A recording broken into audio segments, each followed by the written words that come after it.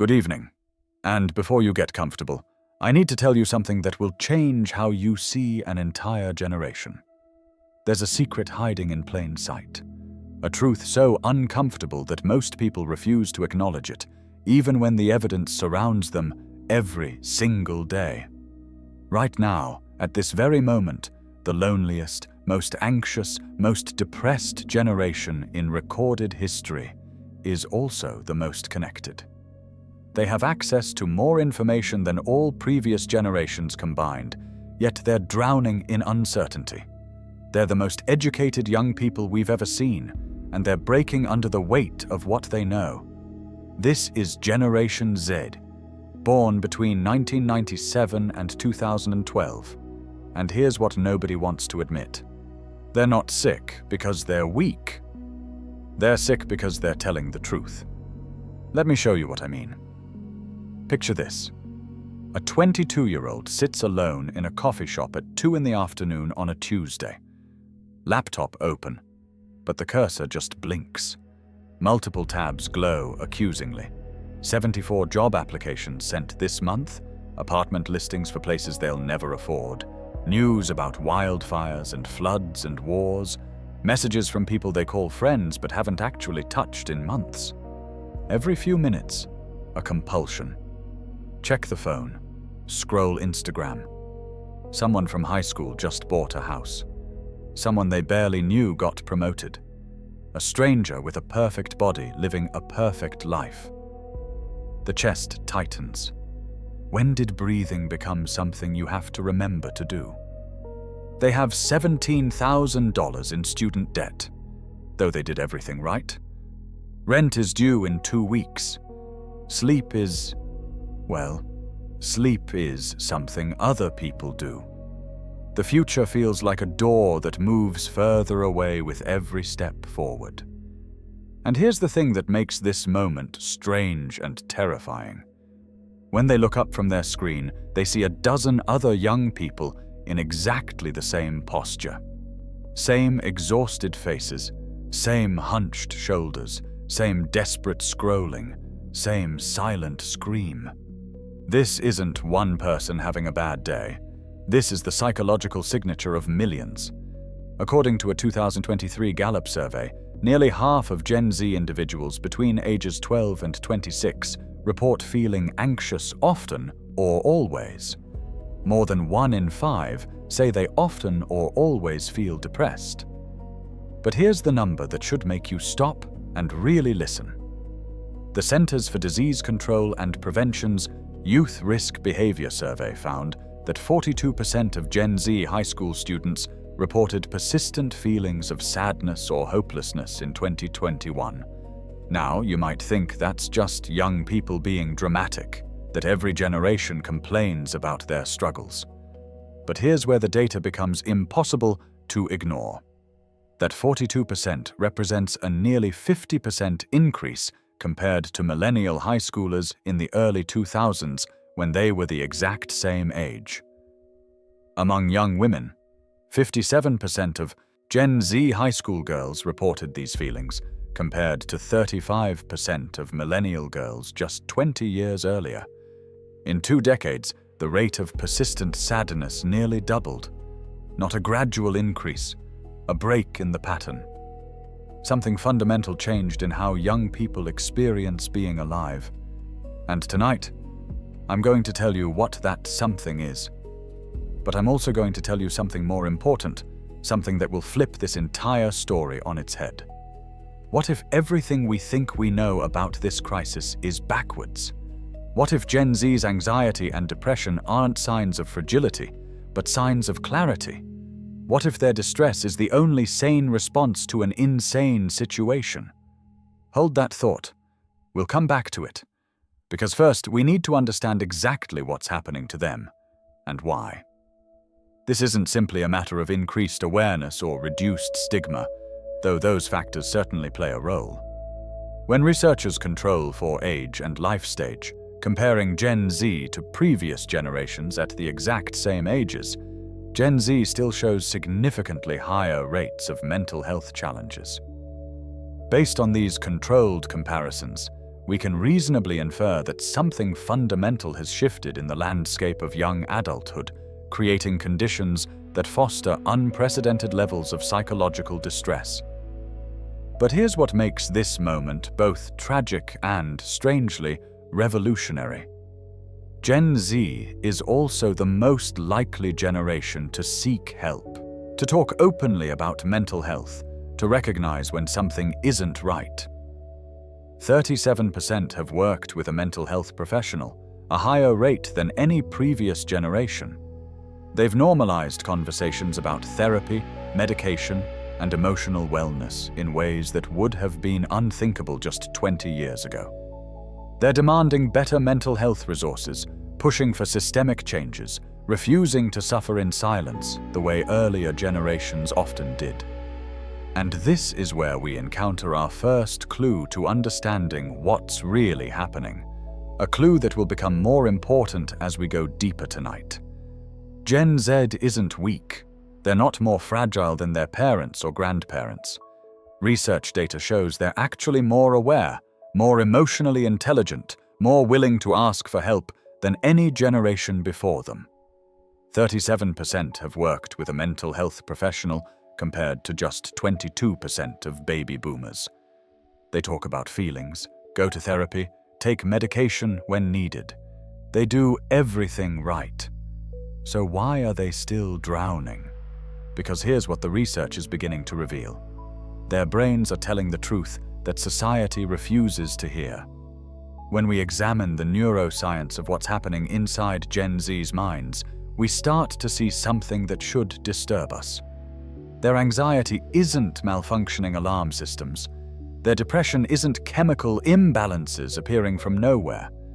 Based on how we understand stress, neurobiology, what we're seeing might be normal brains responding appropriately to abnormal conditions.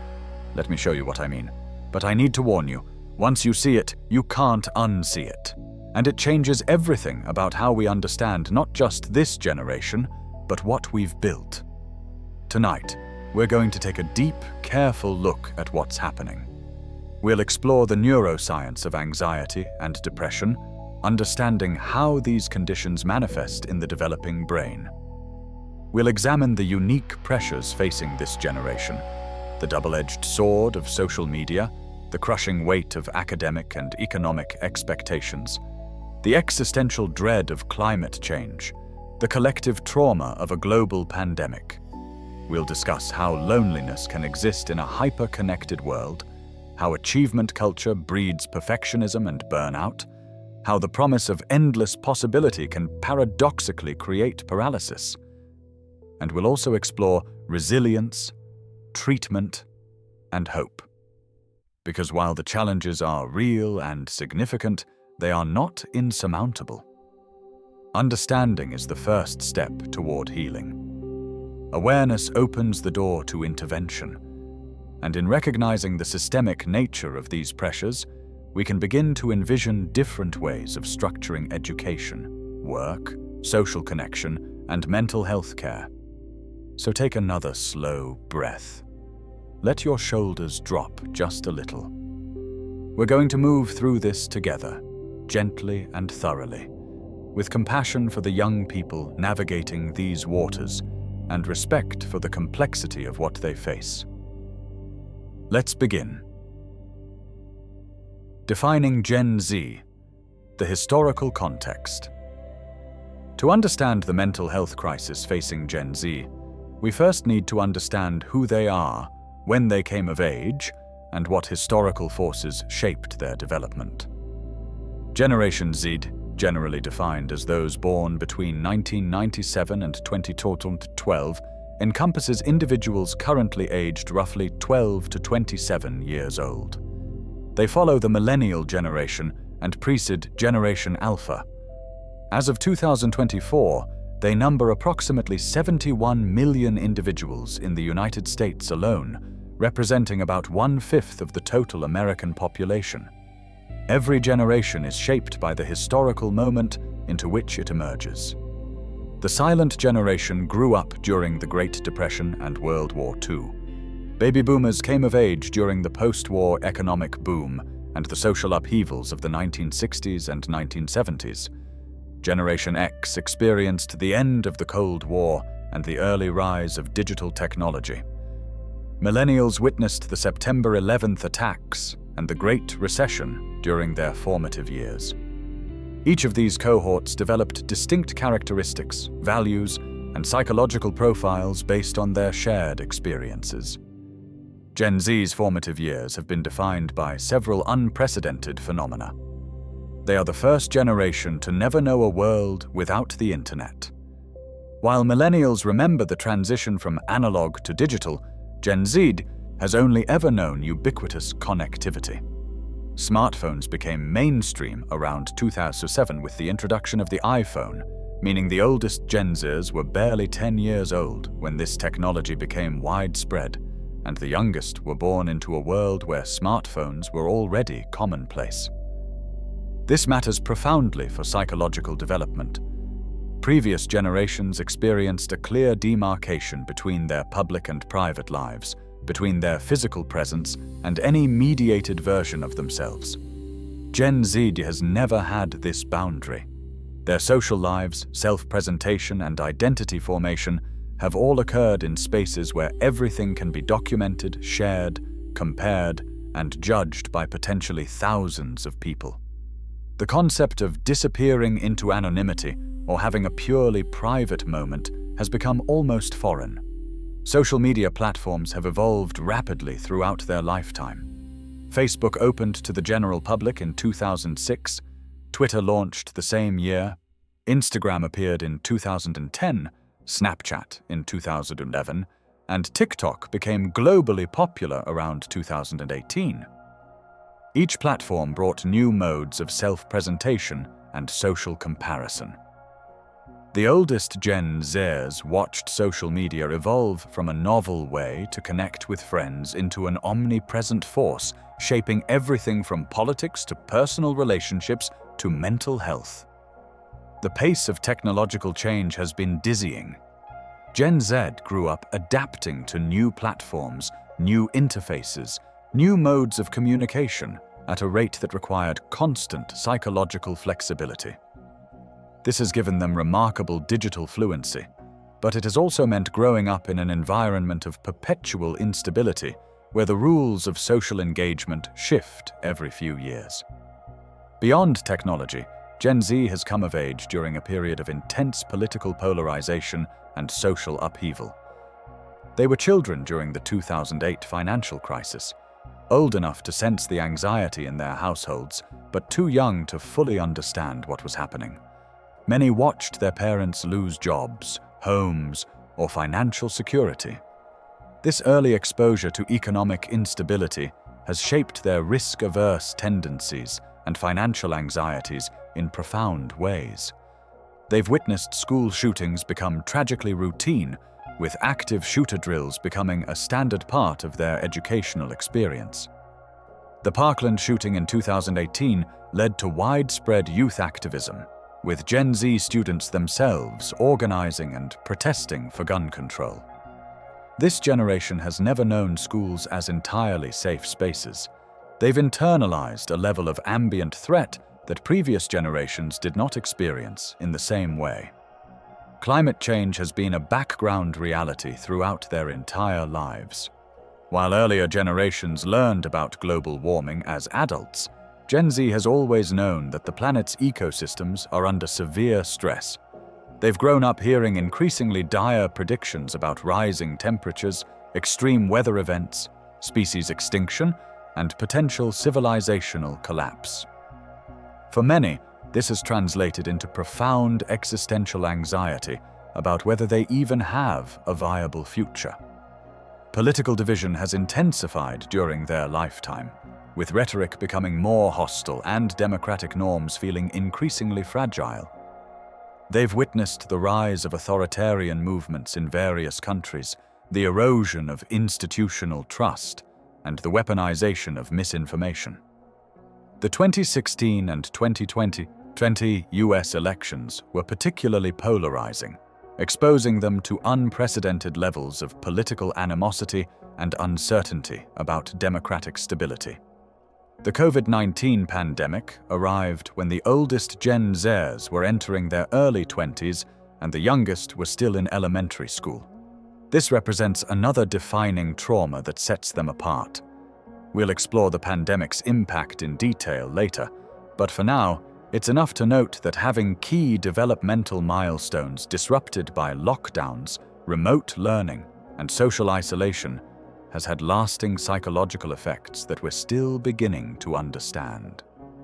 The cumulative effect of these historical forces has produced a generation that is simultaneously more aware, more connected, and more anxious than any that came before. They have access to more information than any previous generation, but that information often amplifies threats and uncertainties. They can connect with people across the globe, but often feel profoundly lonely.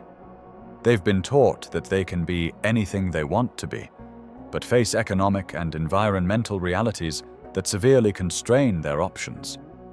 Gen Z is also the most diverse generation in American history, with nearly half identifying as non-white. They're more likely to support LGBTQ+ rights, racial justice, and gender equality than older cohorts. They're more skeptical of traditional institutions like religion, marriage, and political parties. They value authenticity, creativity, and social justice.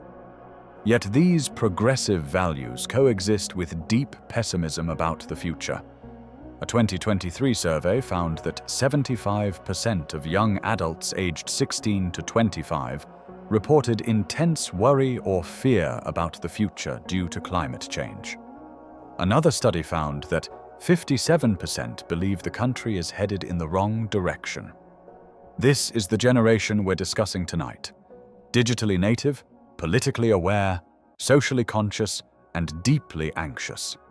They're idealistic about what the world could be and pessimistic about what it will become.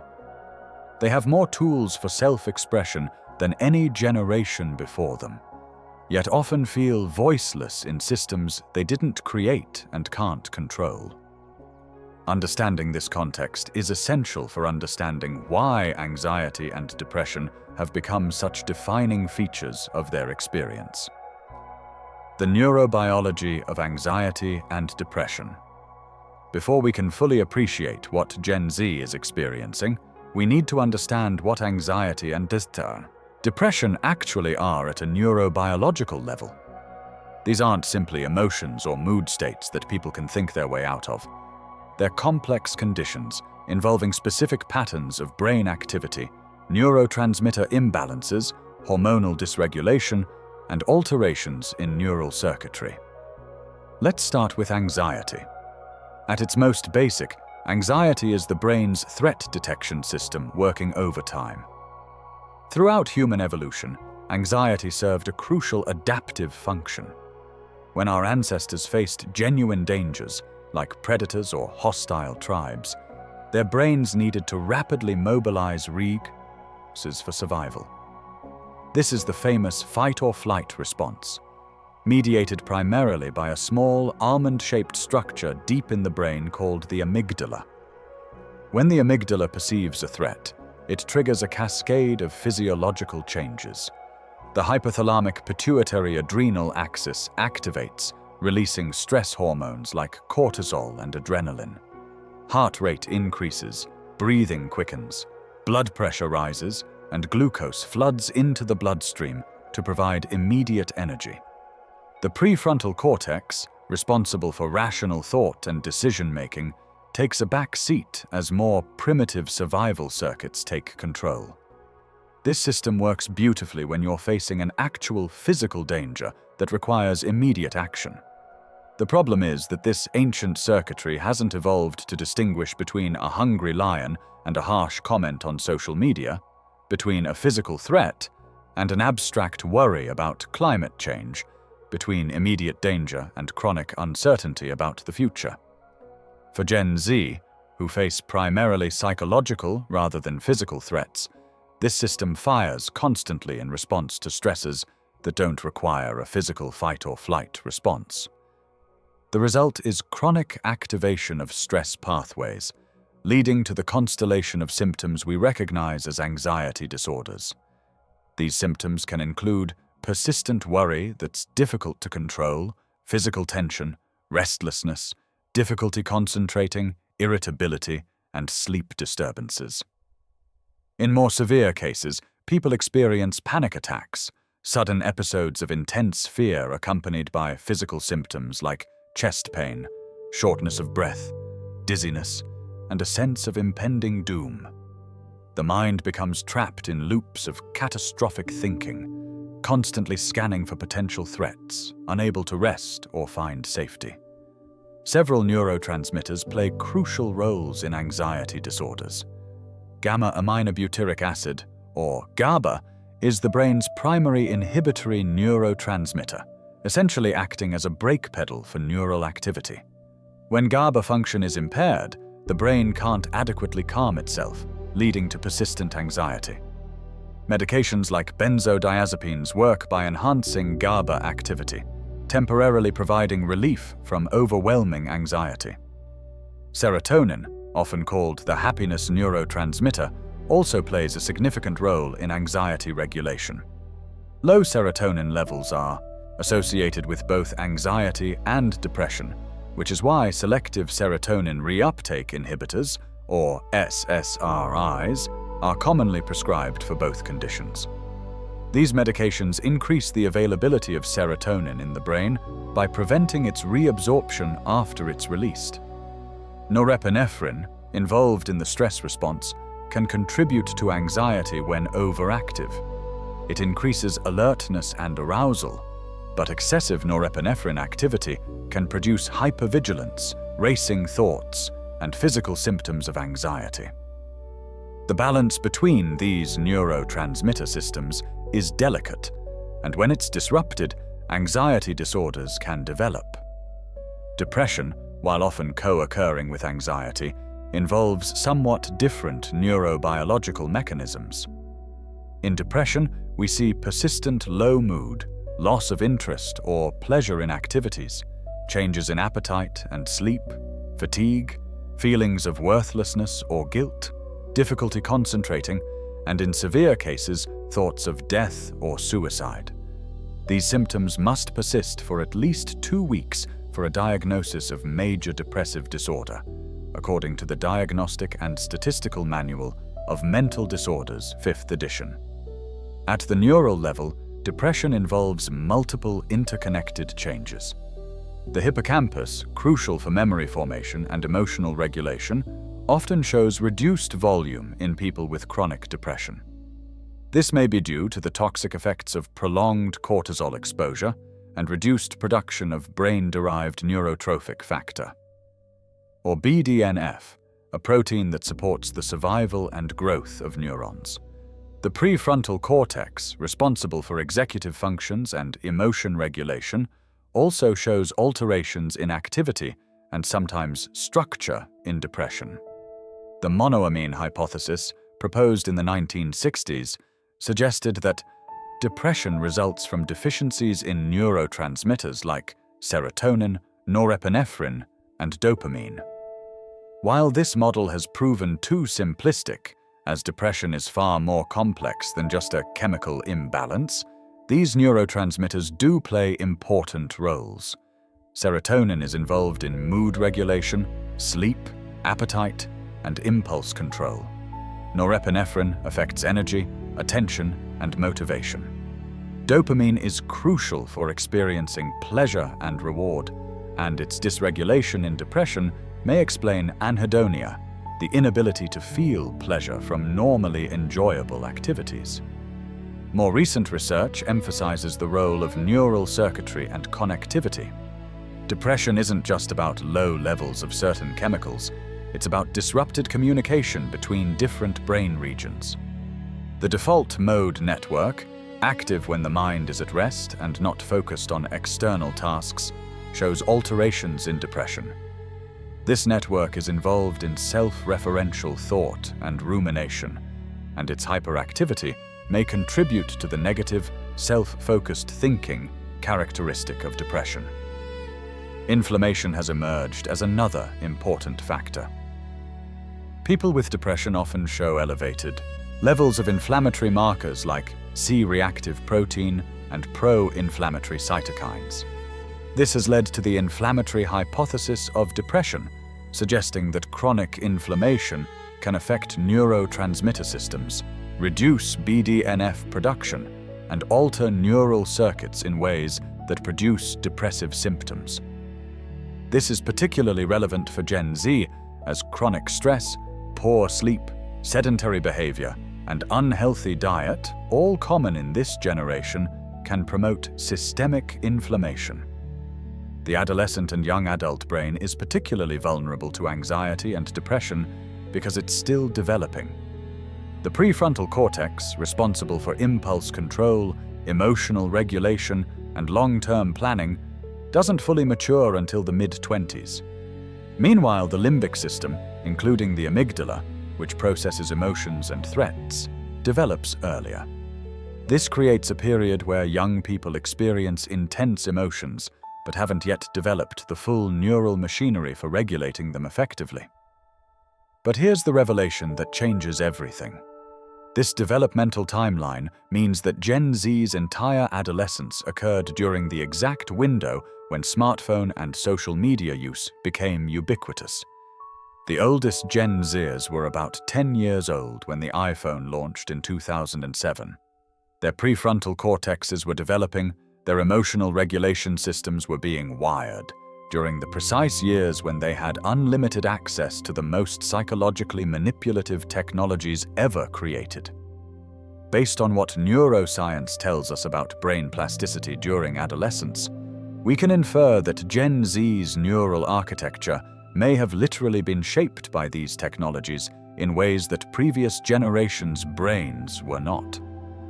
This isn't speculation about what might happen, this is observation of what has already happened. The brain wiring is done, and it was done in an environment no human brain in evolutionary history was prepared for. Importantly, there's a bidirectional relationship between stress and mental health. Chronic stress promotes anxiety and depression through the mechanisms we've discussed: sustained cortisol elevation, inflammatory responses, disrupted neurotransmitter function, and alterations in brain structure and connectivity. But anxiety and depression also dysregulate the stress response system, creating a vicious cycle where mental health problems make it harder to cope with stress, which in turn worsens mental health. Genetics also play a role. Anxiety and depression are moderately heritable, meaning that if a parent has these conditions, their children face increased risk. However, genes aren't destiny. They create vulnerability, but whether that vulnerability manifests as actual mental illness depends on environmental factors. This is the concept of gene-environment interaction. Someone with genetic risk factors may never develop anxiety or depression if they grow up in a supportive, low-stress environment. Conversely, someone with relatively low genetic risk might develop these conditions if exposed to sufficient environmental stresses. For Gen Z, the environmental side of this equation has been particularly challenging.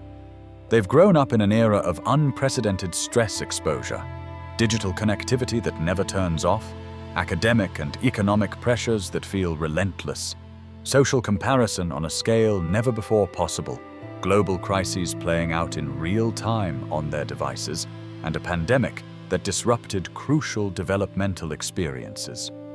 Even individuals with relatively robust genetic profiles are struggling under the weight of these cumulative stressors. Here's another piece of the puzzle, another clue about what's really happening. Understanding the neurobiology of anxiety and depression helps us appreciate that these aren't character flaws or signs of weakness. They're real conditions involving measurable changes in brain function. But, and this is crucial, they're also adaptive systems. Anxiety evolved to detect threats. Depression evolved to force conservation of energy during hopeless circumstances. The system is working as designed. The question we need to ask isn't, why are Gen Z's brains malfunctioning? The question is, what are their brains correctly detecting? These conditions are treatable. Psychotherapy can literally rewire neural circuits over time. Medication can help restore neurotransmitter balance. Lifestyle interventions like exercise, sleep hygiene, and stress management can reduce inflammation and support healthy brain function.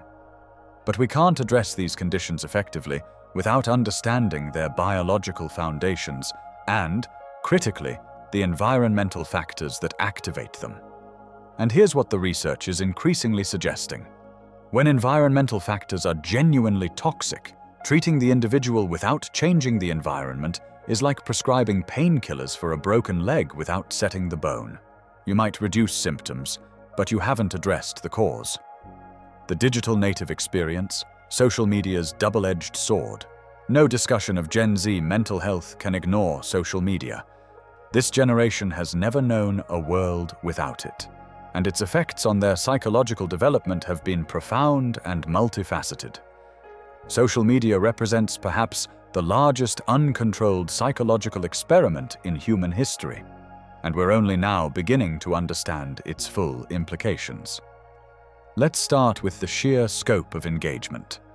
According to a 2023 Surgeon General's report, 95% of teens aged 13 to 17 use social media, and at least 35% use at least one platform almost constantly. Gen Z spends an average of over 6 hours per day on their phones, with a significant portion of that time devoted to social media. For many, it's the first thing they check in the morning and the last thing they see before sleep. It's woven into the fabric of their daily lives in ways that would have been unimaginable to earlier generations. Social media platforms are designed to be addictive. Companies employ teams of engineers and psychologists to maximize engagement using principles of behavioral psychology. But here's what most people don't realize. The specific mechanisms being used were originally developed to create gambling addictions. Variable reward schedules, similar to those used in slot machines, keep users checking for new likes, comments, and notifications. The dopamine hit from social validation creates a feedback loop that, based on neurological research on reward systems, likely functions through the same brain pathways activated by gambling or substance use. This design isn't accidental. Internal documents from major tech companies, released through whistleblowers and legal proceedings, have revealed that these platforms knowingly optimize for engagement at the expense of user well-being. Pull-to-refresh interfaces mimic the action of slot machines. Infinite scroll eliminates natural stopping points. Autoplay features ensure content continues flowing without user initiative. Every design element is optimized to keep people on the platform longer, even when the company's own research suggests this increased usage correlates with declining mental health. Here's the twist that should make you deeply uncomfortable. The same engineers who design these addictive mechanisms often limit their own children's access to these platforms. They know something that most parents don't. They understand, based on the internal data they see daily, what prolonged exposure does to developing brains. This by itself wouldn't necessarily be harmful if social media functioned as purely a communication tool. But it's evolved into something far more complex, a performance space where identity is curated, status is performed, and social comparison is constant and unavoidable. Young people don't just use social media to stay in touch with friends. They use it to craft and broadcast versions of themselves, to compete for attention and validation, to measure their worth against countless others doing the same thing. The psychological effects of this are significant. Multiple studies have found correlations between heavy social media use and increased rates of anxiety, depression, loneliness, and poor sleep. A 2018 study by psychologist Jen Twenk and colleagues found an inverse relationship between screen time and psychological well-being in adolescents, with higher social media use associated with poorer mental health outcomes.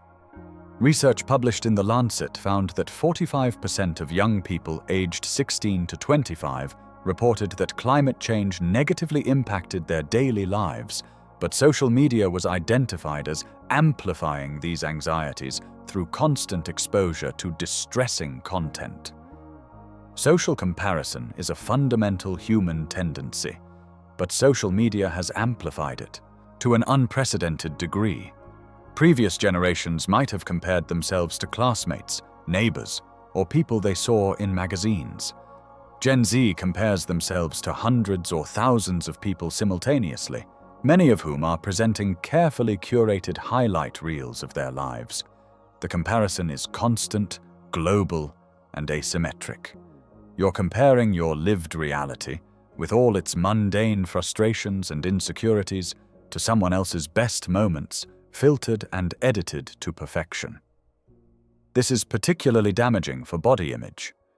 A study by the Royal Society for Public Health in the United Kingdom found that 70% of young people aged 14 to 24 felt self-conscious about their appearance after viewing images on social media. Filters, editing apps, and strategic posing create beauty standards that are literally impossible to achieve without digital manipulation. Yet young people internalize these as realistic goals, leading to body dissatisfaction, disordered eating, and in severe cases, conditions like body dysmorphic disorder. The concept of fear of missing out, or FOMO, has become endemic on social media. Seeing peers at parties, on vacations, or participating in activities you weren't invited to creates a persistent anxiety about being excluded from social experiences. This is amplified by the fact that social media never turns off. Even if you're out with friends, you might see others doing something that looks more fun or interesting, creating a sense that you're always in the wrong place, missing the better option. Cyberbullying represents another dark side of social media. 33.8% of teenagers who experienced cyberbullying reported it was due to their appearance or body image, according to research by the Cyberbullying Research Center. Unlike traditional bullying that might have been confined to school hours, cyberbullying follows victims home, into their bedrooms, 24/7. It can be more vicious because of the anonymity and distance that digital platforms provide. Hurtful content can be screenshot and shared widely, creating lasting harm. The psychological impact includes increased rates of depression, anxiety, suicidal ideation, and self-harm. The mental health effects of social media aren't uniform across all users. Research shows that passive consumption, like scrolling through feeds without actively engaging, is more strongly associated with negative mental health outcomes than active use involving direct communication with friends. This makes sense. Passive scrolling maximizes social comparison and FOMO, while providing little of the genuine social connection that might buffer against these negative effects. But here's where the picture becomes more complicated. Social media isn't purely harmful. For many young people, especially those from marginalized groups, it provides crucial benefits. LGBTQ+ youth often use social media to find community, support, and information they can't access in their physical environments. Young people dealing with mental health issues find online spaces where they can discuss their struggles without stigma. Activists use social media to organize, educate, and advocate for causes they care about. Creative individuals find audiences for their work.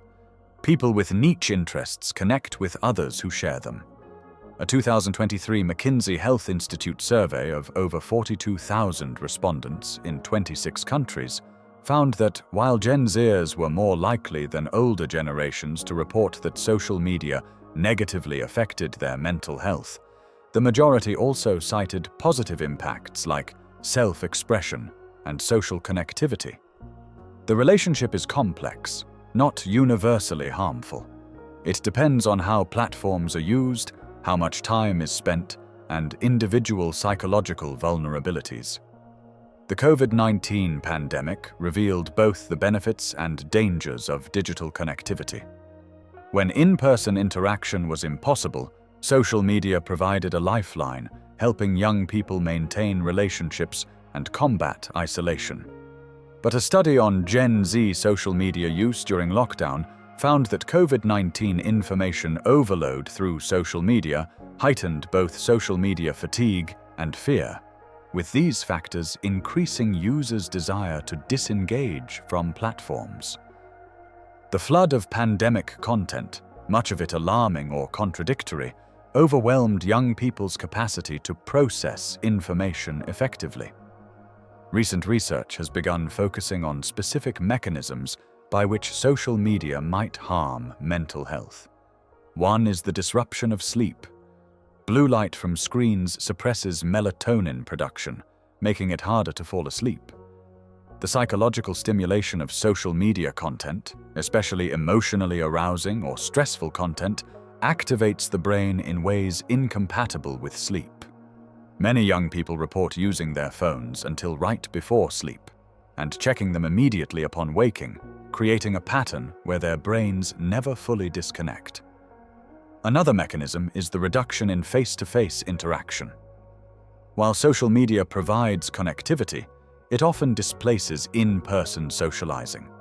Research consistently shows that direct, physical social interaction is more powerful for mental health than digital communication. The richness of non-verbal cues, the release of bonding hormones like oxytocin during physical proximity, the development of deeper intimacy through sustained attention are all diminished in digital spaces. Gen Z, despite being the most digitally connected generation, reports higher levels of loneliness than previous cohorts, suggesting that digital connection is not an adequate substitute for physical presence. The performative nature of social media also impacts authentic identity formation. Adolescence and young adulthood are critical periods for developing a coherent sense of self. But when identity performance is constantly evaluated by hundreds of peers, young people may struggle to distinguish between who they genuinely are and who they're performing for an audience. This can lead to feelings of inauthenticity, a sense that the public self and private self are dangerously misaligned, contributing to anxiety and depression. There's also the issue of information overload and the news cycle. Gen Z has unprecedented access to information about global crises, injustice, and threats. While this can foster awareness and engagement, it can also create a sense of overwhelming helplessness. The negativity bias in news media means they're constantly exposed to the worst of what's happening globally, with algorithms often amplifying emotionally charged content. This creates a distorted perception of the world as more dangerous and hopeless than it may actually be, fueling anxiety about the present and future. Some researchers and advocates argue for digital detoxes, where young people temporarily abstain from social media. Studies have found that even brief periods of reduced social media use can improve mood and well-being. However, this isn't always practical, given how integrated these platforms are into modern social life. Telling a Gen Z young person to simply quit social media is like telling a millennial to stop using email. Technically possible, but potentially socially and practically costly. A more nuanced approach involves digital literacy and mindful use. Understanding how platforms are designed to manipulate attention and behavior can help users engage more deliberately. Turning off notifications, setting time limits, curating feeds to reduce exposure to toxic content, and balancing digital socializing with in-person connection can mitigate some negative effects without requiring complete disconnection. What's clear is that social media represents a fundamentally new dimension of human experience, one that our brains didn't evolve to navigate. Its effects on Gen Z mental health are significant, but they're neither uniform nor simple. As we continue through this exploration, we'll see how social media intersects with other pressures this generation faces, amplifying anxieties about academic performance, economic security, climate change, and social relationships in ways that create a uniquely challenging psychological landscape. Academic pressure and the achievement paradox. Take a deep breath with me here, because we're about to enter one of the most intense pressure zones of Gen Z life, the academic and achievement culture in which they've grown up. For many young people, school isn't primarily a place of learning and growth. It's become a high-stakes competition where every grade, every test, every activity is seen as determining their entire future. The psychological toll of this achievement obsession is significant and multifaceted. Let's start by understanding how academic pressure has intensified over recent decades. College acceptance rates at selective institutions have plummeted. At Ivy League schools, for instance, acceptance rates have dropped from around 15 to 20% in the 1990s to single digits today. Stanford University's acceptance rate fell to just 3.95% for the class entering in 2023.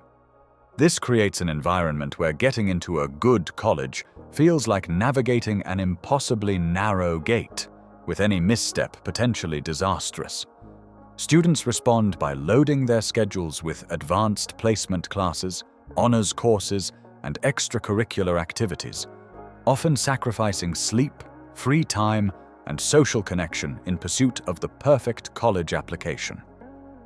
A survey by Challenge Success, a Stanford-affiliated organization, found that 2/3 of high school students are often or always worried about getting into the college of their choice. The pressure to achieve isn't coming primarily from intrinsic motivation or intellectual curiosity. It's driven by fear and external expectations. The standardized testing regime adds another layer of stress. Students take the SAT or ACT multiple times, hoping to eke out a few more points. They sit through state-mandated tests like the STAR exam in Texas, where failing sections could prevent graduation. Research by the Alliance for Childhood points to stomach issues, headaches, and increased dropout rates, especially among poor and minority students, as consequences of high-stakes testing culture.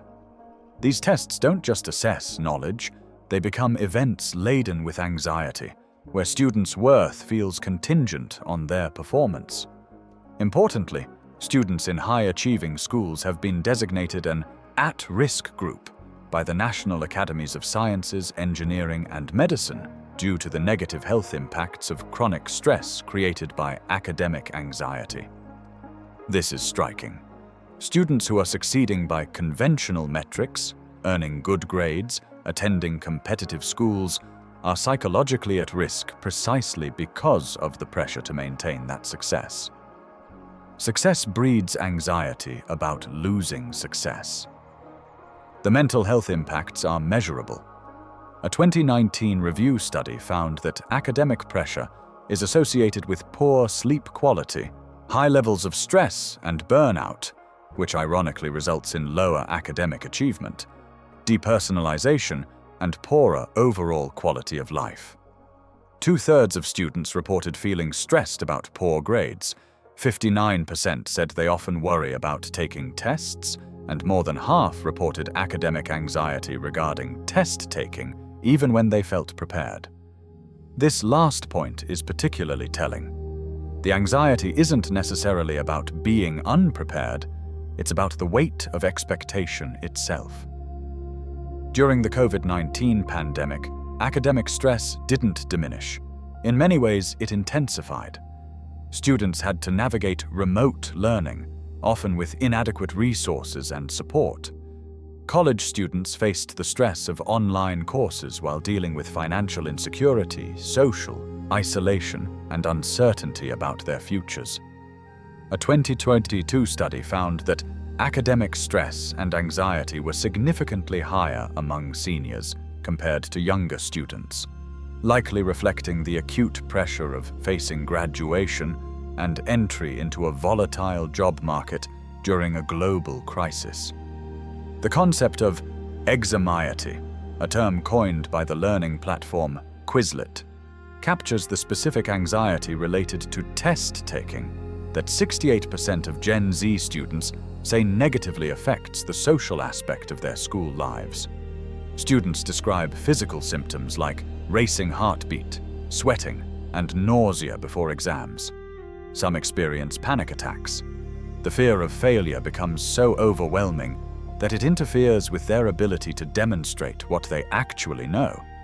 What makes this particularly pernicious is that academic pressure intersects with social media in toxic ways. Students see peers posting about college acceptances, prestigious internships, academic awards. These posts create a curated narrative of success that makes their own achievements feel inadequate by comparison. The announcement season for college admissions has become a public spectacle on social media, turning what should be a personal milestone into a performance of worth. Students who don't get into their reach schools may feel public humiliation in addition to personal disappointment. The achievement paradox is this: Gen Z has been told they can be anything they want, that if they just work hard enough they'll succeed, that education is the pathway to security and fulfillment. Yet they're entering a world where the goalposts keep moving, where a college degree no longer guarantees stable employment, where the cost of education has skyrocketed while its economic returns have diminished. Between 2001 and 2023, tuition and board for a 4-year college increased by 40%, while median personal income has not kept pace, leading to student debt growth of over 230% between 2020. But here's the reveal that explains so much of Gen Z's anxiety. They're the first generation in American history to be, on average, economically worse off than their parents were at the same age. This isn't about work ethic or talent. The data is unambiguous. Economic research comparing inflation-adjusted earnings across generations shows that even high-achieving Gen Z individuals with college degrees are earning less in real dollars than their parents did at the same life stage, while facing housing costs that are multiples higher, student debt that's exponentially larger, and a job market that's fundamentally restructured away from stability. This creates a profound sense of betrayal that, based on psychological research about violated expectations and broken social contracts, could be more psychologically damaging than simply never having expectations in the first place. They've done everything right, followed all the rules, achieved at high levels, and yet they still face economic precarity and diminished prospects compared to earlier generations. The implicit promise that hard work leads to success and security has been demonstrably broken. The game was rigged before they even started playing. And here's what we need to sit with for a moment. When a social contract is broken, when a system promises one thing and delivers another, the healthy response is distress. When young people work multiple jobs and still can't afford basic housing, when they achieve academic excellence and still face unemployment, when they do everything their parents' generation told them to do and it doesn't work, what would we expect their emotional state to be? Contentment? Because if they were content with these circumstances, wouldn't that suggest something was wrong with their ability to perceive reality? Their anxiety might be evidence that their threat detection systems are working perfectly. Interestingly, there are cultural variations in how academic pressure affects mental health. Studies in China and India have found that students with heavy academic pressure were more likely to suffer from anxiety disorders, similar to findings in the United States. But the specific manifestations and cultural contexts differ. In collectivist cultures, academic success may be tied more closely to family honor and filial duty, adding different psychological dimensions to the pressure. In individualistic Western cultures, the emphasis may be more on personal achievement and competitive success. The pandemic also revealed something important about academic stress. How much of it is structural versus intrinsic? When schools moved online and many institutions adopted pass-fail grading temporarily, some students reported relief from grade pressure, even as they struggled with other aspects of pandemic life. This suggests that the stress isn't primarily about learning itself, but about the high-stakes evaluation system in which learning is embedded. When that system was temporarily relaxed, some of the acute anxiety diminished, even though the actual challenge of learning in difficult circumstances remained. The mental health consequences of sustained academic pressure extend beyond anxiety.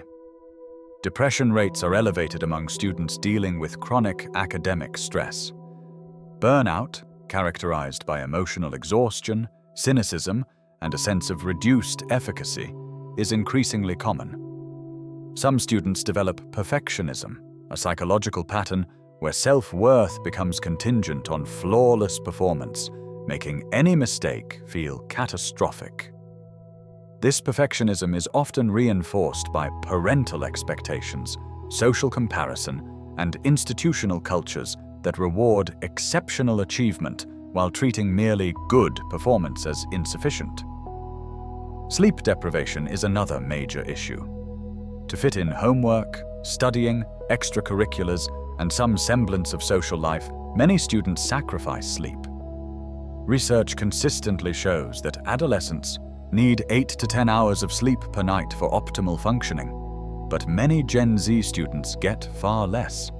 Chronic sleep deprivation worsens mood regulation, increases anxiety, impairs cognitive function, and creates a vicious cycle where tired students are less efficient in their studying, requiring more time awake to complete work, leading to even less sleep. What about students who opt out of the achievement rat race? They face their own challenges. In a culture that ties human worth to productivity and achievement, choosing not to participate in intense academic competition can lead to feelings of inadequacy or concerns about being judged by others. There's also the practical reality that opting out may limit future opportunities in systems that heavily credential based on academic performance. So even those who want to reject the pressure often feel they can't afford to. Solutions to this crisis aren't simple because the problem is deeply structural. It's not enough to teach students stress management techniques, though those can help. The issue is the system itself. Limited slots at elite institutions creating artificial scarcity, credential inflation requiring ever higher educational attainment for jobs that previously didn't require it, the tying of financial aid and scholarships to academic metrics, creating impossibly high stakes for grades. Addressing Gen Z's academic anxiety ultimately requires rethinking how we structure education, admissions, and the transition to adulthood. Some colleges and universities are beginning to recognize this. They're expanding mental health resources, training faculty to recognize students in distress, offering more flexibility in coursework. Some institutions have eliminated SAT, ACT requirements, recognizing that these tests may measure test-taking ability and access to test prep more than actual potential. Some are experimenting with pass-fail options, holistic admissions that look beyond grades and scores, and programs specifically designed to support student well-being. But change is slow, and for the Gen Z students currently navigating this system, the pressure remains intense. Understanding that this stress is systemic, not personal, that it reflects flawed structures rather than individual inadequacy, can provide some psychological relief. But genuine relief will require broader changes in how society structures education, values young people, and defines success. Until then, academic pressure remains one of the most significant contributors to Gen Z's mental health crisis. Economic uncertainty and financial anxiety. Let's shift now to another major source of stress for Gen Z: money. Financial anxiety has become one of the top drivers of mental health challenges in this generation. And when we examine the economic realities they face, it's not hard to understand why.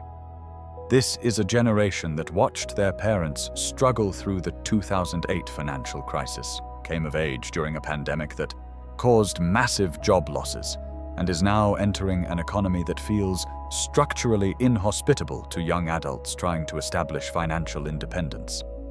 The statistics are sobering. According to a 2023 Ernst & Young study, less than a third of Gen Z feels financially secure. More than half report being very or extremely worried about not having enough money. 69% rate their current financial situation as only fair or worse, with 32% rating their finances as poor or very poor. These aren't just abstract worries, they reflect genuine material struggles. 41% of Gen Z report running out of money nearly every month. 25% have gone more than a week without being able to afford essentials like rent, food, and bills. Only 22% consider themselves financially stable. For a generation that's supposed to be establishing careers and building toward future security, these figures suggest widespread economic precarity that older generations didn't face to the same degree at this life stage. One key factor is the nature of Gen Z employment. About 3 in 4 Gen Z employees work non-salaried roles, with 51% paid hourly. This matters because hourly wage workers face income instability from month to month due to unpredictable work shifts and fluctuations in business demand. They're more likely to live paycheck to paycheck out of necessity rather than choice, with approximately 76% of paycheck-to-paycheck consumers earning income outside of salaried positions. To cope with this instability, Gen Z has normalized working multiple jobs. 65% were employed in a part-time or full-time job last year, while 56% earned money from freelance or side hustle work. 39% earned money working both a job and a side hustle simultaneously. This isn't just about ambition or entrepreneurship, though those factors play a role. It's about economic survival, hedging bets against an uncertain future, and trying to build financial security through sheer volume of work. The gig economy, which emerged alongside Gen Z's entry into the workforce, epitomizes this new reality. Driving for ride-share companies, delivering food, freelancing on digital platforms, these offer flexibility but little security. No benefits, no guaranteed income, no paid sick leave or vacation time. The prevalence of gig economy jobs exacerbates financial instability, as these roles lack job security, benefits, and predictable income. Student debt is another crushing burden. Between 2006 and 2020, student loan debt grew by over 230%. As of 2024, among roughly 24 million Credit Karma members with federal student loans, 4.6 million are delinquent or have had their loans closed with a charge-off.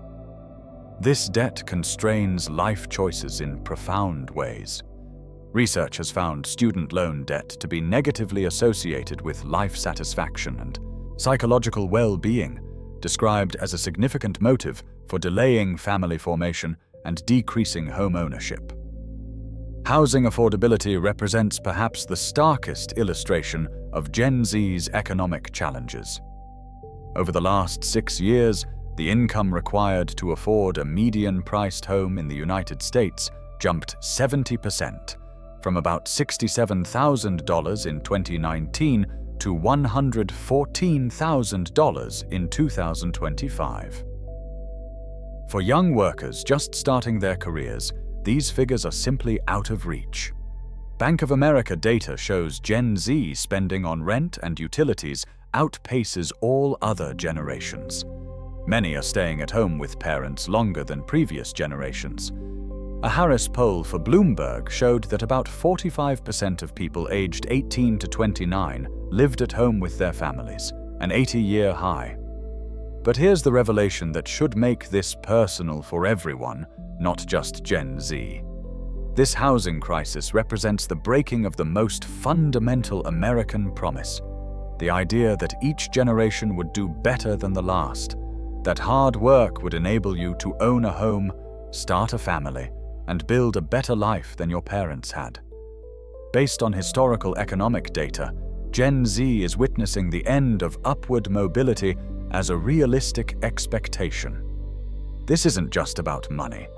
This is about the psychological impact of being the first generation in American history to be told, with data to back it up, that your future will be worse than your parents' past. What this could imply for mental health is profound. Developmental psychology tells us that young adulthood is supposed to be a time of hope, possibility, and forward movement. You're supposed to be building toward something, becoming someone, establishing yourself in the world.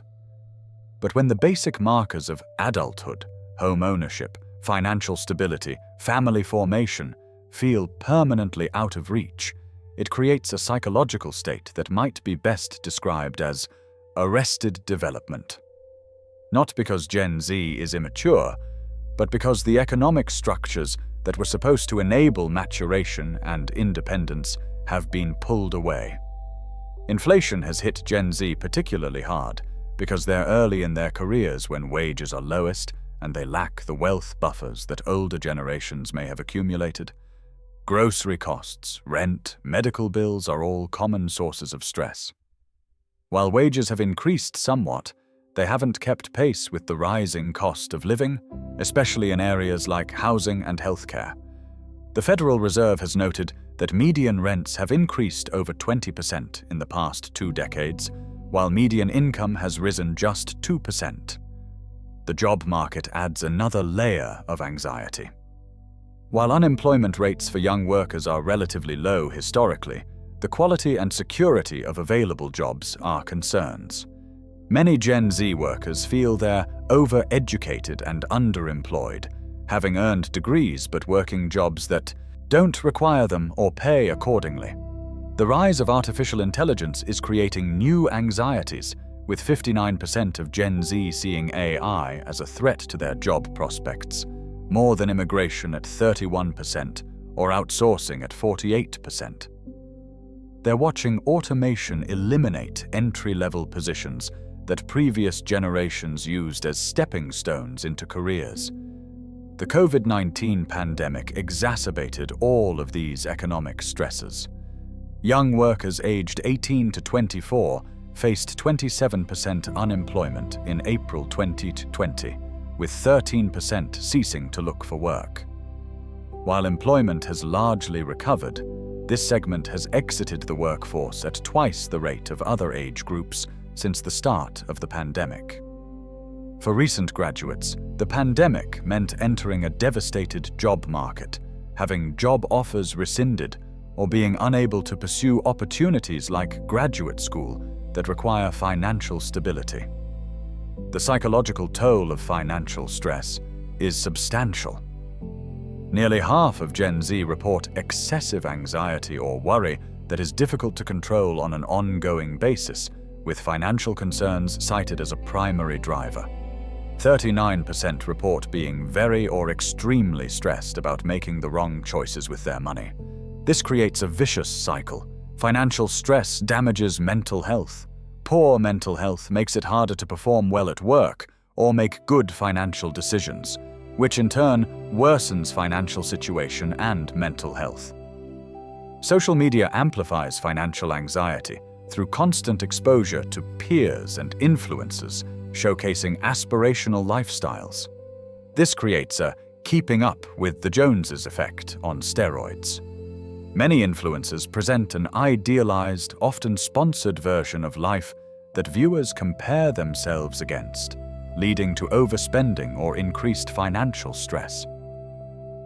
The curated posts from peers can create unrealistic comparisons, compounding pressure to achieve a similar lifestyle even when it's financially unwise or impossible. Consumerism culture on social media creates additional pressure. Gen Z is constantly exposed to targeted advertising and social media content designed to encourage purchasing. They're told certain products, experiences, or aesthetic choices are essential for happiness or social acceptance, even when these things are financially out of reach.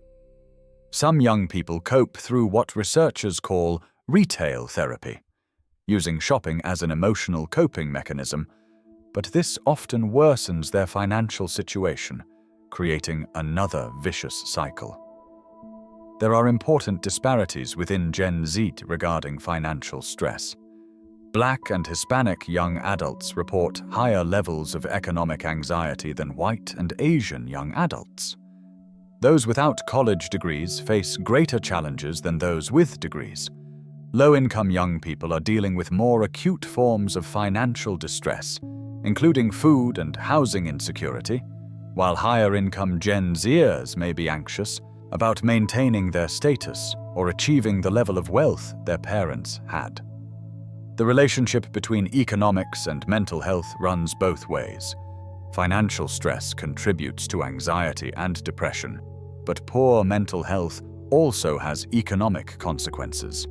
It can be a barrier to finishing school, entering or staying in the labor market, and can reduce labor productivity. In 2022, the rate of depression in young adults aged 18 to 24 was over 12%, compared with 8% for adults aged 25 to 64. This difference can deepen economic disparities between the groups, as mental health challenges limit career development and earnings potential. Gen Z's response to these economic realities includes some pragmatic adaptations. They're more financially cautious than previous generations, having witnessed the Great Recession's impact on their families. They prioritize job security and benefits more than millennials did at the same age. They're seeking flexible work arrangements, including remote work, which 41% cite as a top benefit that would improve their mental health. They're also redefining career success. Only 4% aspire to reach the C-suite, instead prioritizing mental well-being and sustainable success over status and salary. But these adaptations, while sensible, don't fully address the structural economic challenges they face. The system remains tilted against young people in ways that create chronic stress and diminish prospects. Housing remains unaffordable, wages remain inadequate, student debt remains crushing, job security remains elusive. Until these structural issues are addressed through policy changes around housing, education financing, wage regulation, and workplace protections, financial anxiety will continue to be a major driver of poor mental health in Gen Z. Understanding that financial stress is systemic rather than individual can provide some psychological relief. Gen Z's economic struggles aren't primarily due to poor choices or lack of discipline, though those factors can play a role. They're the result of larger economic forces: decades of wage stagnation, skyrocketing housing costs, the financialization of education, the erosion of worker protections, and the transformation of the labor market toward gig work and precarity. Recognizing this doesn't solve the problem, but it can help young people see their struggles as part of a broader pattern rather than personal failures. Climate anxiety and existential concerns. We need to talk about the future, or rather, the fear that there might not be one. Climate anxiety, sometimes called eco-anxiety, has emerged as a distinctive feature of Gen Z's psychological landscape.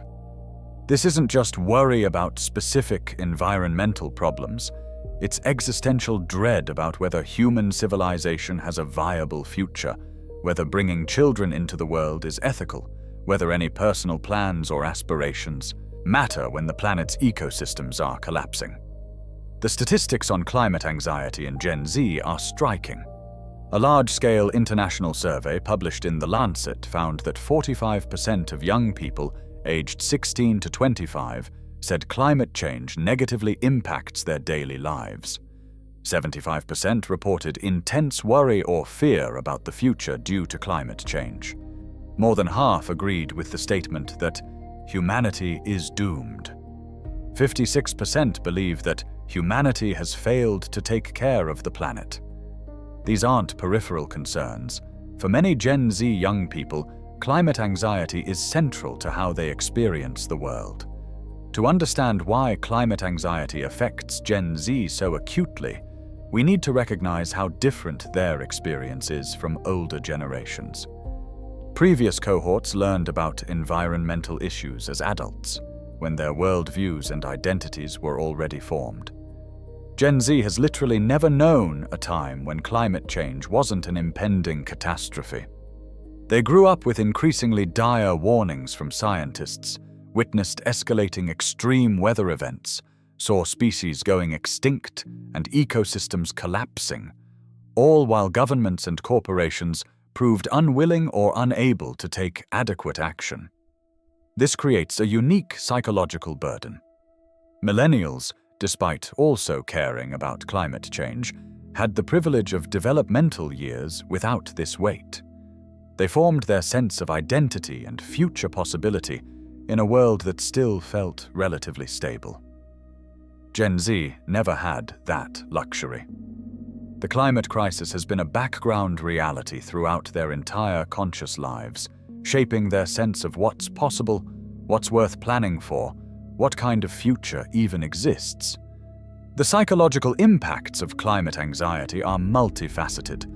At its most basic, it produces the standard symptoms we'd expect from any chronic stressor: persistent worry, difficulty concentrating, sleep disturbances, physical symptoms like headaches and stomach problems.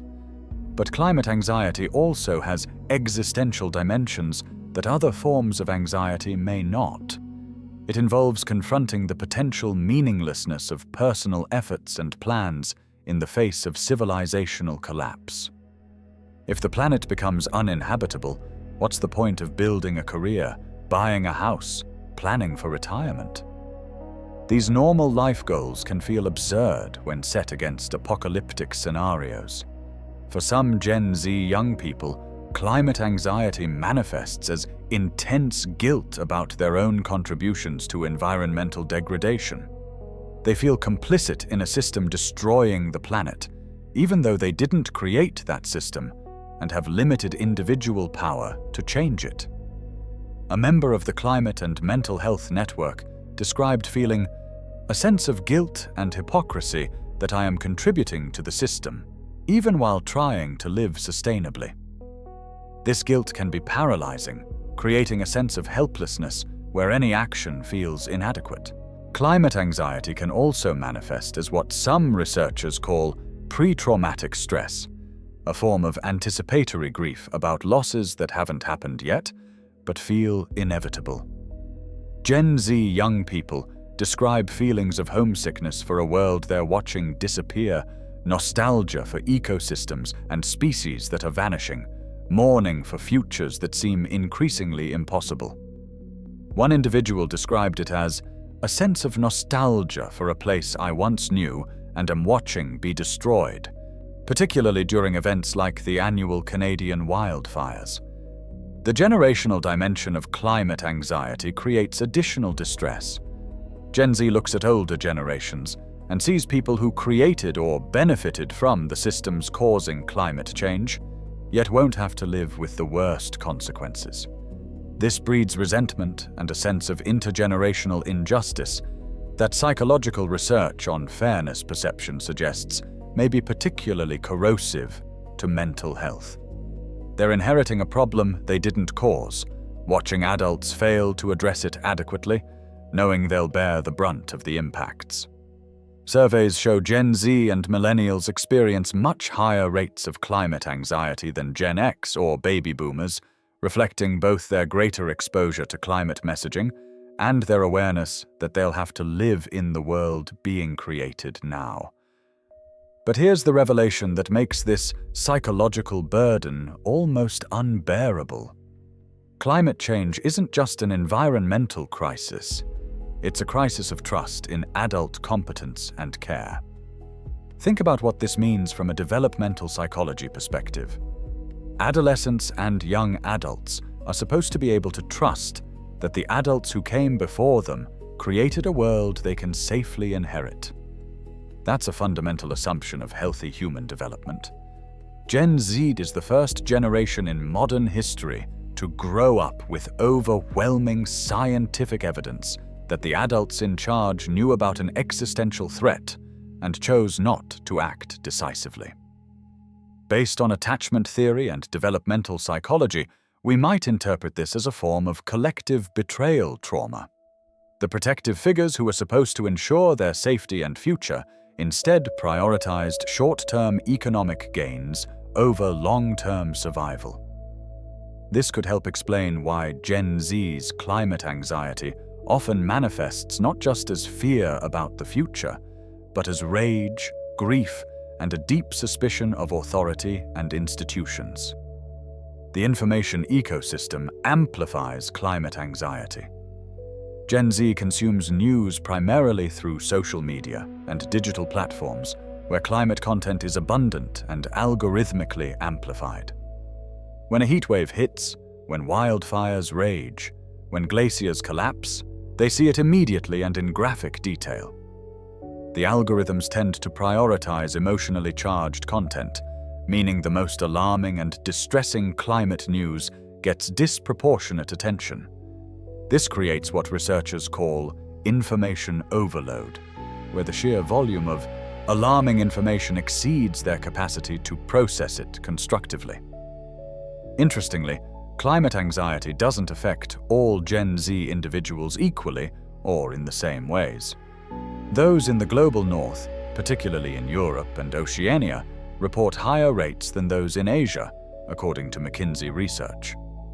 This may seem counterintuitive since many Asian countries face severe climate impacts, but it reflects differences in how climate change is discussed, what coping mechanisms are available, and what other stresses take precedence.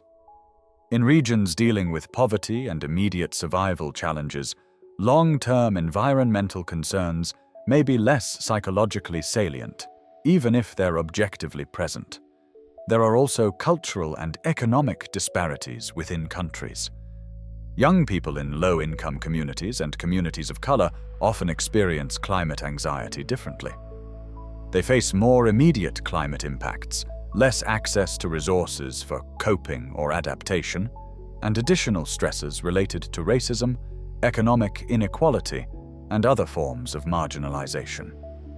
For them, climate anxiety intersects with other forms of social and environmental injustice in ways that compound psychological distress.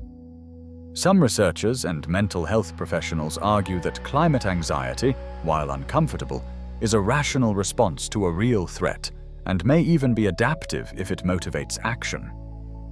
The distinction is made between functional climate anxiety that spurs engagement and dysfunctional anxiety that causes paralysis. Functional climate anxiety might lead someone to join environmental activism, make sustainable lifestyle changes, or pursue careers in environmental fields. Dysfunctional anxiety causes despair, hopelessness, and withdrawal. But this framing risks placing undue burden on young people. Telling them their anxiety is only valid if it produces activism can feel like another form of pressure. Many Gen Z individuals are already exhausted by the constant demand that they solve problems they didn't create. They're told to recycle, to reduce their carbon footprint, to vote for climate-conscious candidates, to pressure their schools and employers to adopt sustainable practices. While these actions matter, they also feel inadequate compared to the scale of systemic change needed. This creates a sense of futility. No matter how much they do as individuals, it won't be enough unless governments and corporations make fundamental changes. The relationship between climate activism and mental health is complex. Some research suggests that taking action can alleviate feelings of helplessness and provide a sense of purpose and community. Gen Z has been at the forefront of climate activism, with youth-led movements like Fridays for Future mobilizing millions worldwide. For participants, this activism can be empowering, but it can also be exhausting and emotionally draining, especially when progress feels slow and inadequate.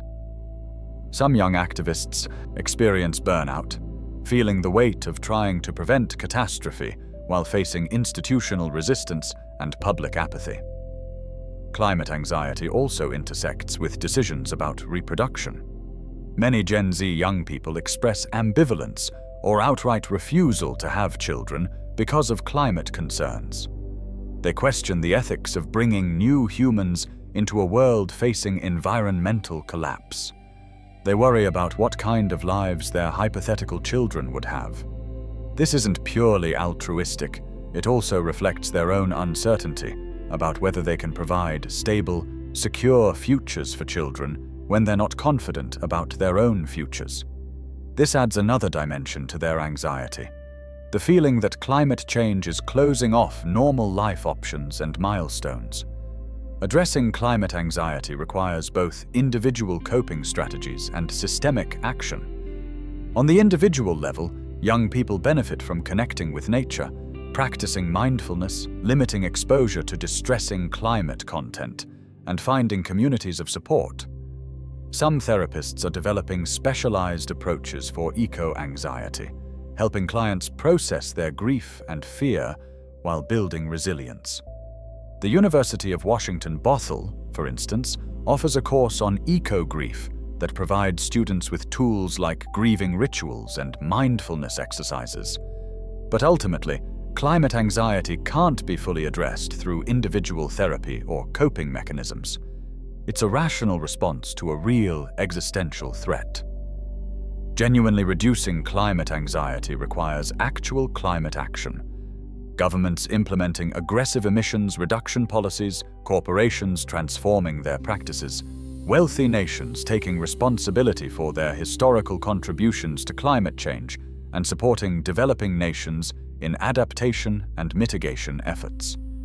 Without these systemic changes, telling Gen Z to simply manage their anxiety better feels like gaslighting, asking them to ignore or reframe a threat that's very real. What makes climate anxiety particularly insidious for mental health is its temporal dimension. Most anxiety is about specific, time-limited threats. A test you're worried about, a job interview, a medical procedure. Once the event passes, the anxiety can resolve. Climate anxiety doesn't have that structure. It's about a slow-moving crisis that will unfold over decades, getting progressively worse unless drastic action is taken. There's no point where Gen Z can relax, knowing they've made it through. The threat is permanent and escalating. This creates what psychologists call chronic stress, where the body's stress response systems never fully deactivate. Over time, this takes a toll on physical and mental health. Elevated cortisol levels, increased inflammation, disrupted sleep, greater vulnerability to depression and anxiety disorders. Climate anxiety isn't just an emotional state. It's a chronic stressor with measurable physiological impacts. Despite the bleakness, there are small signs of psychological adaptation. Some young people describe shifting from trying to save the world to focusing on smaller, local actions they can control. They stop looking at the overwhelming global picture and instead concentrate on their communities, their personal relationships, activities that bring meaning, regardless of long-term outcomes. This isn't denial. It's a form of psychological self-preservation, recognizing that they can't shoulder the entire burden of planetary crisis while still maintaining their mental health and living meaningful lives in the present. Climate anxiety exemplifies a broader theme in Gen Z mental health. They're dealing with stresses that are genuinely new in human history, problems that previous generations' psychological frameworks and coping mechanisms weren't designed to handle. Telling them to simply think more positively or practice better self-care misses the point. Their anxiety reflects real, rational assessments of genuine threats. Addressing it requires not just supporting their mental health, but actually addressing the underlying crises generating that anxiety in the first place. The COVID-19 pandemic, a defining trauma. There's a particular moment that divides Gen Z's experience: March 2020. Before that month, despite all the challenges we've discussed, life proceeded with a certain normalcy. Schools were in session, friends gathered in person, futures felt uncertain, but not impossible to imagine. Then came COVID-19, and everything stopped. For Gen Z, ranging from elementary school age to early 20s when the pandemic began, this disruption hit during critical developmental windows, with impacts we're still struggling to fully comprehend. The statistics on COVID-19's mental health impact are stark. According to The Lancet, rates of depression and anxiety rose by more than 25% globally in 2020. In the United States, depression climbed to nearly 33% in 2021, with Gen Z experiencing disproportionately high rates. A 2022 McKinsey survey found that 1 in 4 Gen Z respondents reported feeling more emotionally distressed, almost double the levels reported by millennials and Gen X, and more than triple the levels reported by baby boomers. To understand why the pandemic hit Gen Z so hard, we need to consider developmental timing. Adolescence and early adulthood are crucial periods for identity formation, social development, and gaining independence. These processes require real-world experiences, navigating social hierarchies, forming romantic relationships, separating from parents, taking on adult responsibilities, making mistakes, and learning from them. The pandemic shut down or severely constrained these experiences precisely when Gen Z needed them most. But here's the disturbing revelation about timing.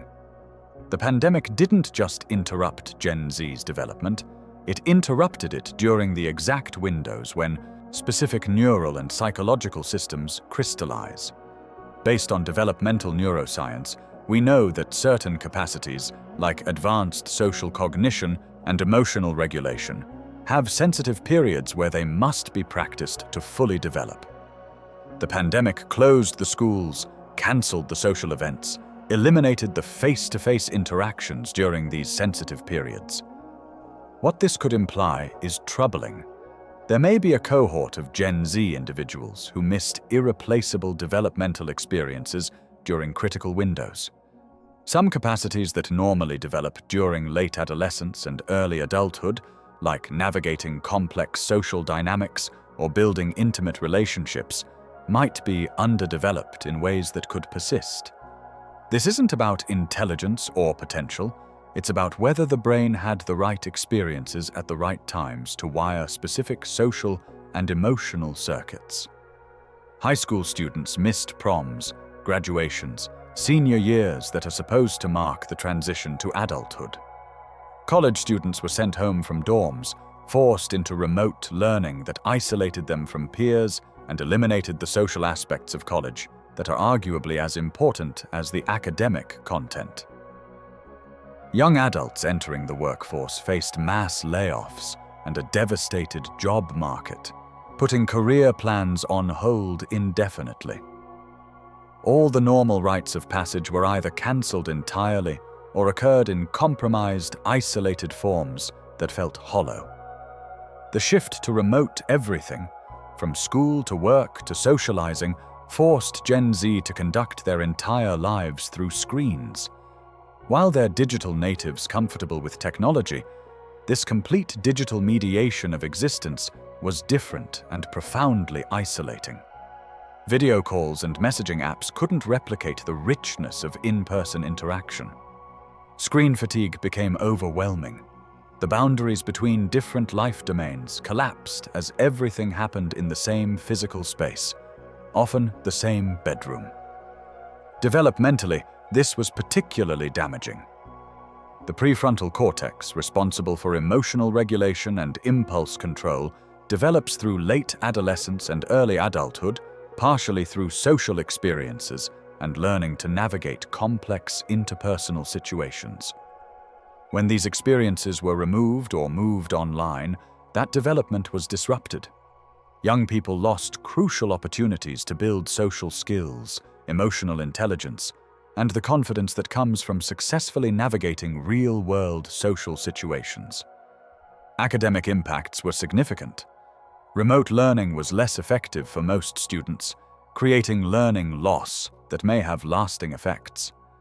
But beyond academics, school provides structure, routine, social connection, and purpose.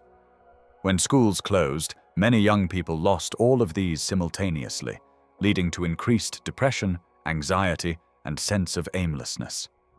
Teachers reported seeing loss of social skills over time among students who spent extended periods without in-person school. The economic disruptions hit Gen Z workers particularly hard. In April 2020, unemployment for workers aged 18 to 24 reached 27%, with 13% ceasing to look for work entirely. For those graduating or trying to enter the workforce, the pandemic meant opportunities evaporating.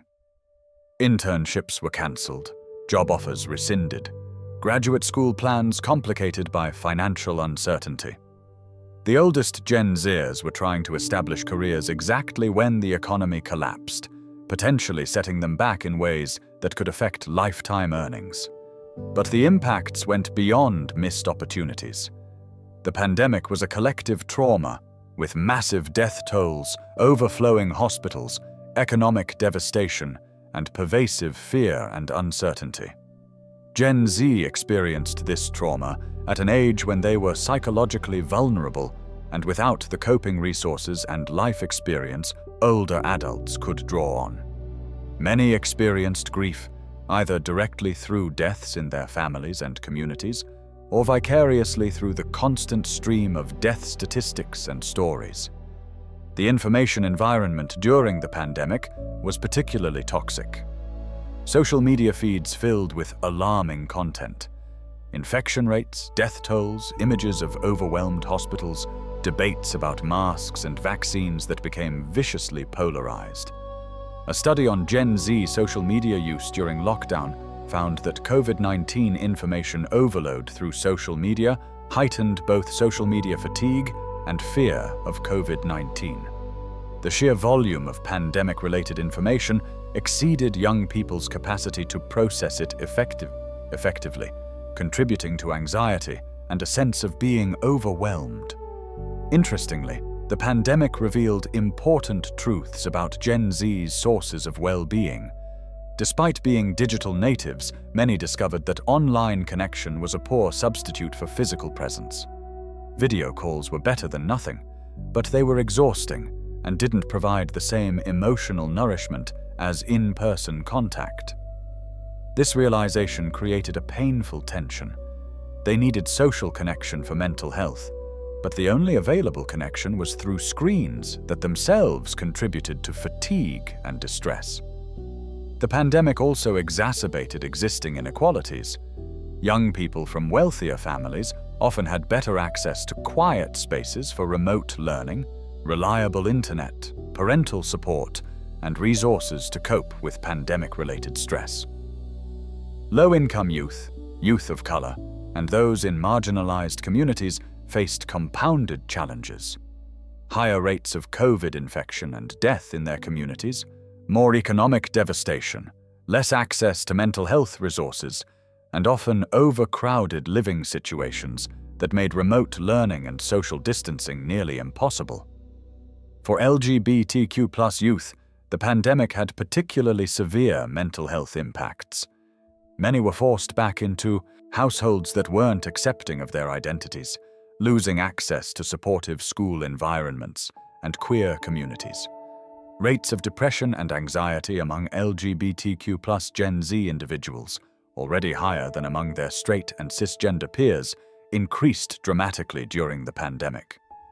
Access to gender-affirming care was disrupted. Isolation from chosen family and supportive networks was profoundly damaging. The prolonged nature of the pandemic created sustained stress that took a cumulative toll. This wasn't a one-time crisis that could be endured for a few weeks or months. It stretched across years, with waves of infection, changing guidance, political battles over public health measures, and persistent uncertainty about when or whether normal life would return. For Gen Z, particularly those in their late teens and early 20s during the pandemic, this meant that crucial years of young adulthood occurred under conditions of chronic stress and disruption. Research indicates that the mental health impacts of the pandemic have persisted well beyond the acute crisis phase. Even as restrictions lifted and life returned to something resembling normalcy, Gen Z continued showing elevated rates of anxiety and depression. Some of this reflects lasting psychological scars from pandemic-era trauma and disruption. But it also reflects the revelation the pandemic provided about underlying vulnerabilities in how society structures education, work, healthcare, and support for young people. The pandemic forced many Gen Z individuals to reckon with mortality and fragility in ways they hadn't before. While they were at lower risk for severe COVID outcomes, they weren't invulnerable, and many had close calls or knew people who got seriously ill or died. The pandemic shattered any illusion of invincibility or security. It made visible the ways that systems they depended on, from healthcare to education to government, were inadequate and often failed to protect or support them. Interestingly, the pandemic also accelerated some positive trends. Mental health conversations became even more normalized and public. Remote work and learning, while imperfect, demonstrated that different ways of structuring life and work were possible. Mutual aid networks and community support systems emerged.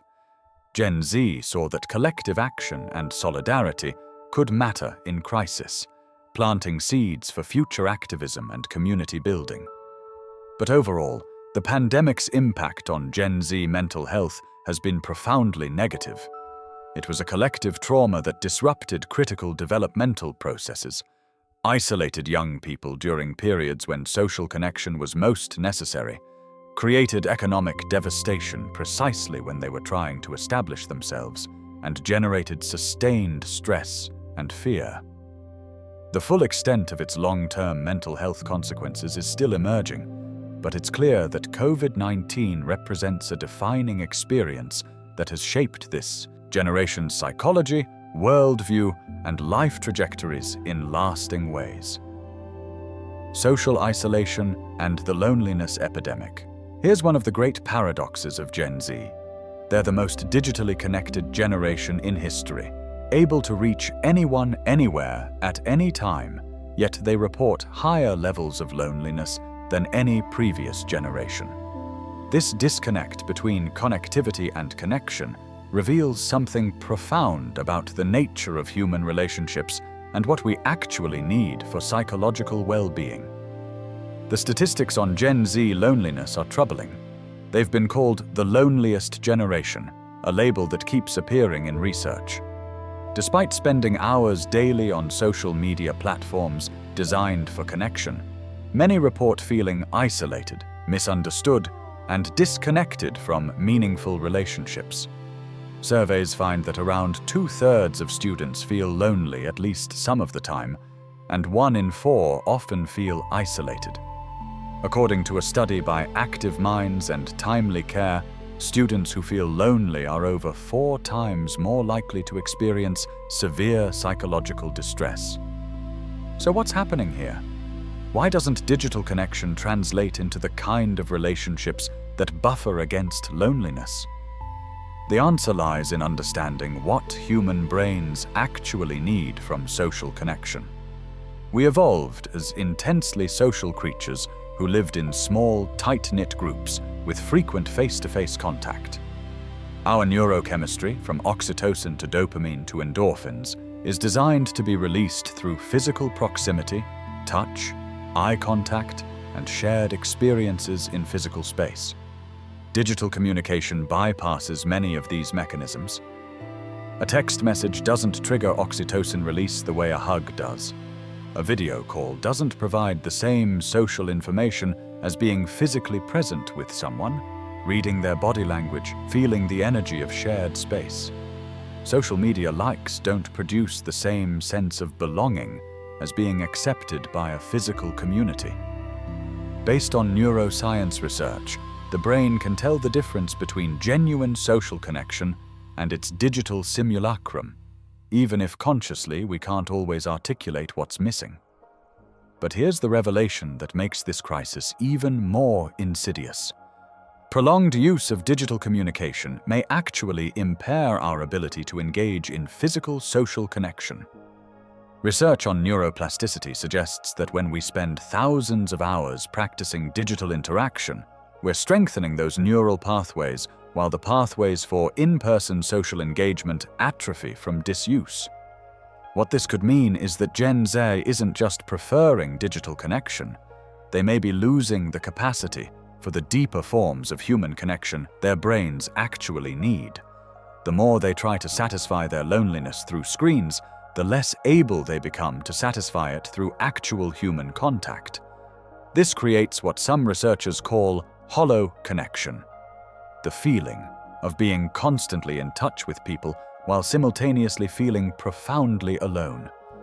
Gen Z may have hundreds or thousands of social media connections, yet struggle to name even a few people they could call in a crisis. They may spend hours chatting online, but go days without meaningful in-person conversation. The quantity of connection increases while quality diminishes, and it's the quality that matters for mental health. The pandemic dramatically worsened this situation. Even before COVID, Gen Z was experiencing elevated loneliness. Then lockdowns forced everyone into isolation, with only digital means of staying in touch. For months or years, depending on location and circumstance, young people couldn't see friends in person, couldn't participate in group activities, couldn't access the physical social spaces they'd relied on. The hollowness of digital connection became starkly apparent, but no alternatives were available. Even as restrictions lifted, many Gen Z individuals found it difficult to rebuild in-person social lives. Social skills that normally develop through constant practice had atrophied. Social anxiety increased. The habits of isolation proved difficult to break. Some had moved, losing their local social networks. Others found that friendships maintained only digitally during the pandemic had faded or felt awkward when attempted in person again. The return to normalcy revealed just how much social infrastructure had been damaged. College students face particular loneliness challenges. Around 2/3 feel lonely at least some of the time. For many, this is striking because college is supposedly a time of intense social connection, living with peers, participating in a vibrant community. But the reality often doesn't match the expectation. Large lecture halls where students are anonymous, commuter campuses where people scatter after class, academic pressure that limits time for socializing, the use of dating apps and social media that displace traditional modes of meeting people all contribute to isolation even in densely populated campus environments. The shift to more asynchronous, technology-mediated communication has also changed how young people form friendships. Previous generations spent unstructured time together, hanging out, talking for hours with no particular agenda, being bored together. These seemingly unproductive periods were actually crucial for building intimacy and trust. Gen Z's schedules are often packed with structured activities, and free time is spent on devices rather than with people. The spontaneous, low-stakes social interactions that build community have become rare. There's also the issue of superficiality in digital communication. Social media incentivizes performance over authenticity. People share curated highlights, not the messy reality of their lives. Conversations tend toward the brief and surface level, rather than deep and sustained.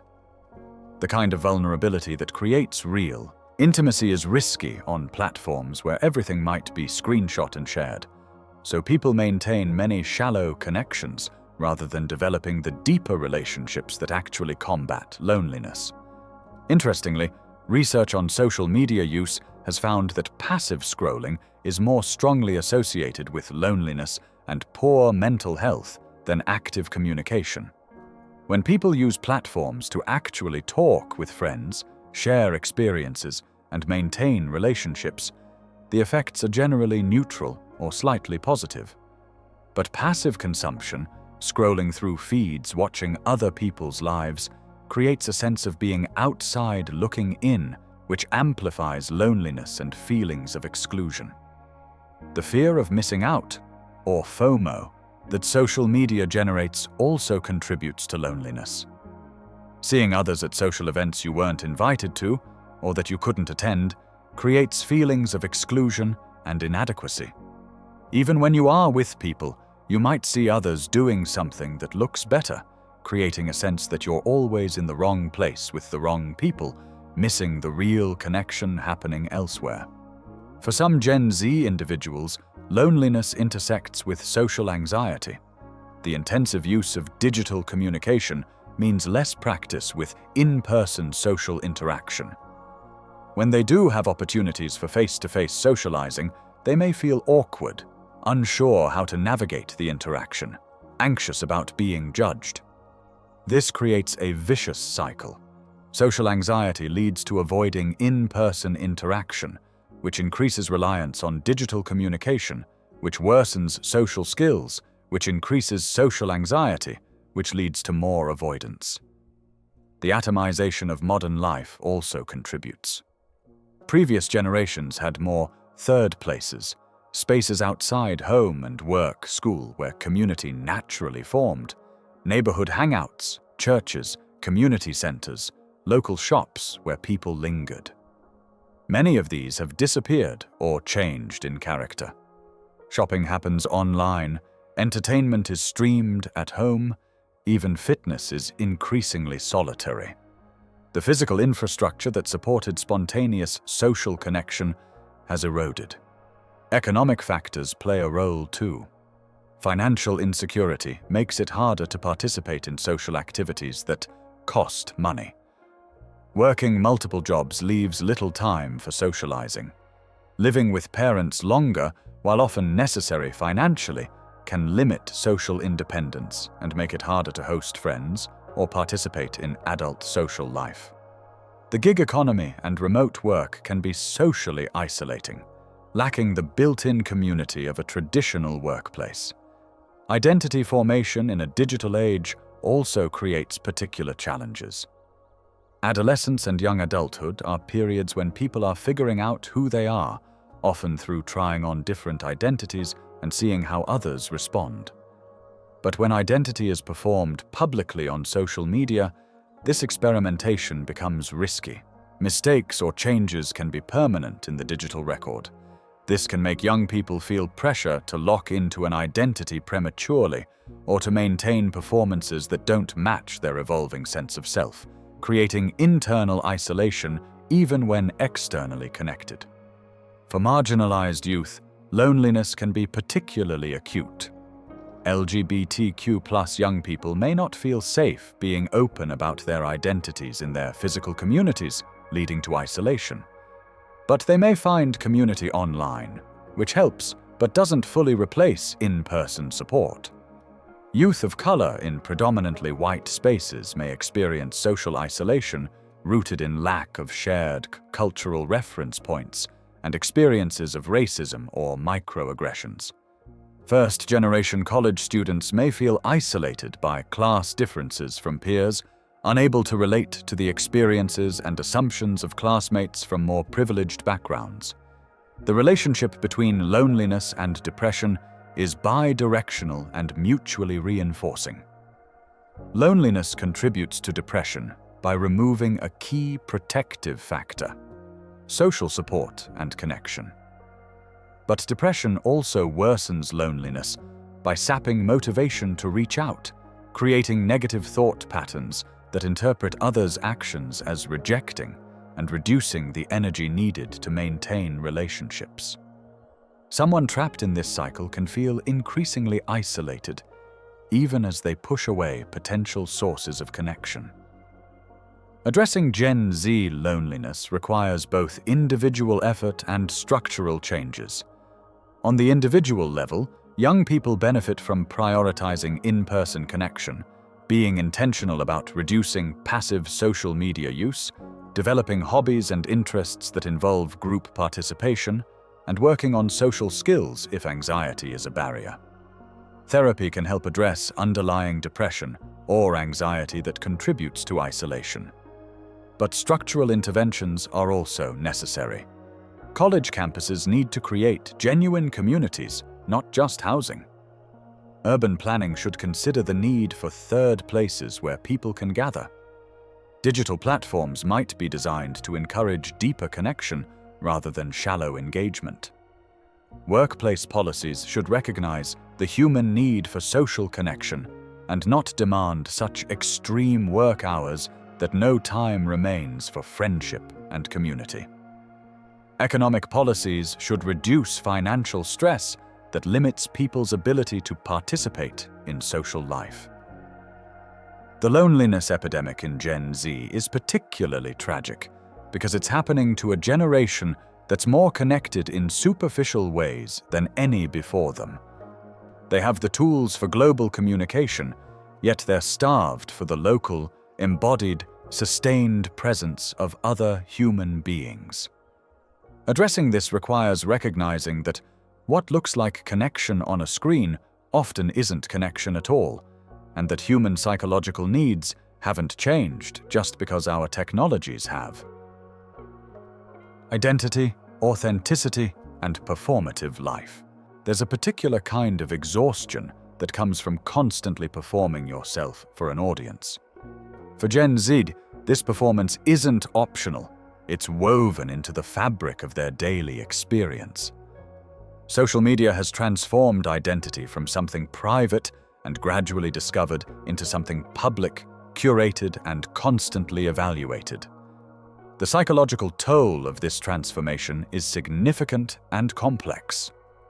Let's start with the basics of identity development. Adolescence and young adulthood have always been periods of identity formation, what psychologist Erik Erikson called the stage of identity versus role confusion.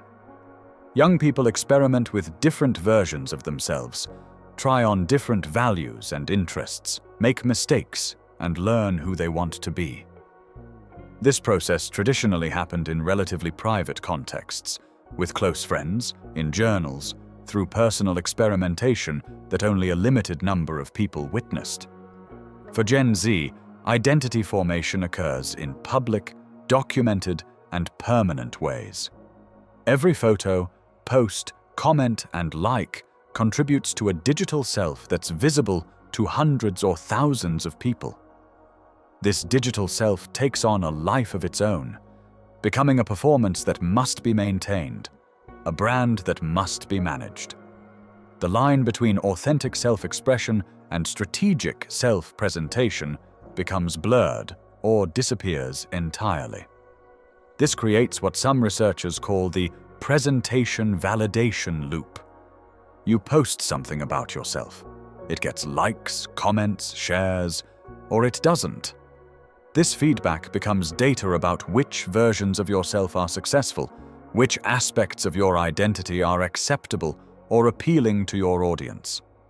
Over time, you learn to emphasize the parts of yourself that get validation and hide the parts that don't.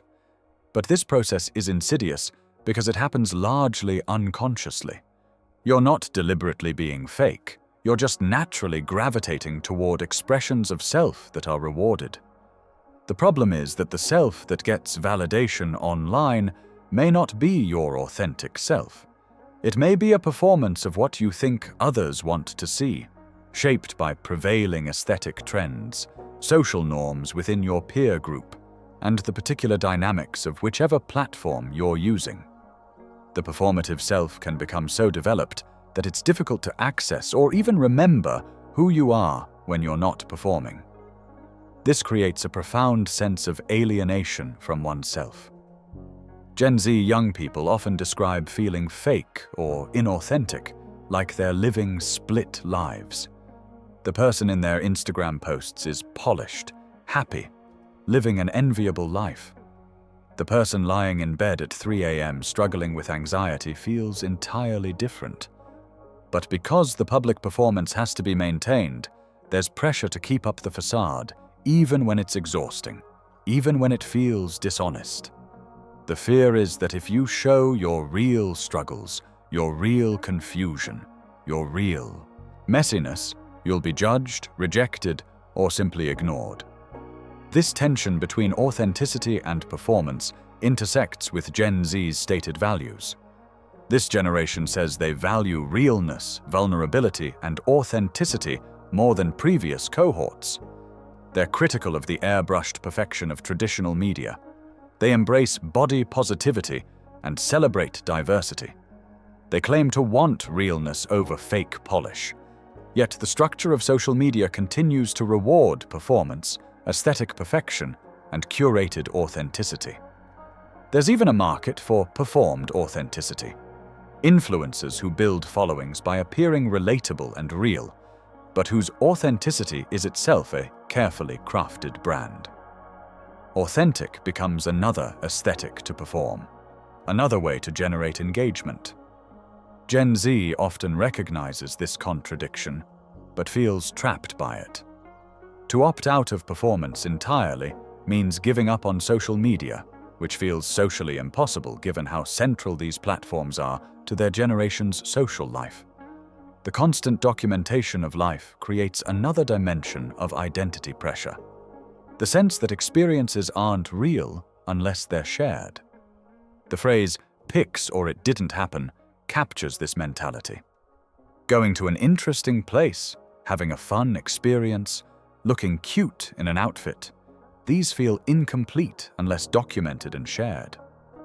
But the need to document changes the experience itself. You're not fully present. Part of your attention is on how this will look as content, what caption you'll write, which angle will photograph best. This creates a strange temporal distortion where you're living your life partly for future posting and audience reaction rather than for present experience. The moment itself becomes secondary to its representation. This can undermine the psychological benefits that experiences are supposed to provide. Being in nature is good for mental health, but if you're primarily thinking about getting the perfect nature photo, you're not actually getting the restorative benefits of being present in nature. The permanence of digital identity creates additional anxiety. In previous generations, if you went through an embarrassing phase or made mistakes while figuring yourself out, those missteps eventually faded from memory. For Gen Z, everything is archived. Old posts, photos, comments exist indefinitely, potentially resurfacing to cause embarrassment or harm. This creates pressure to be on-brand consistently from a young age, limiting the freedom to explore and evolve. The rise of cancel culture and public shaming adds to this pressure. While accountability for genuinely harmful behavior is important, social media has created environments where relatively minor mistakes or past statements can lead to public pile-ons, ostracism, and lasting reputational damage. Gen Z has witnessed countless examples of people's lives being upended by old tweets or videos. This creates a chilling effect where self-censorship increases and the willingness to be vulnerable or imperfect decreases. There are interesting variations in how different platforms shape identity performance. Instagram emphasizes visual aesthetics and curated highlight reels. TikTok rewards specific types of performative authenticity and trend participation. Twitter privileges witty, hot-take personality performance. LinkedIn requires professional self-branding. Each platform has its own norms, audiences, and reward structures. Gen Z often maintains presence across multiple platforms, requiring them to perform slightly different versions of themselves in each space, further fragmenting identity and increasing cognitive load.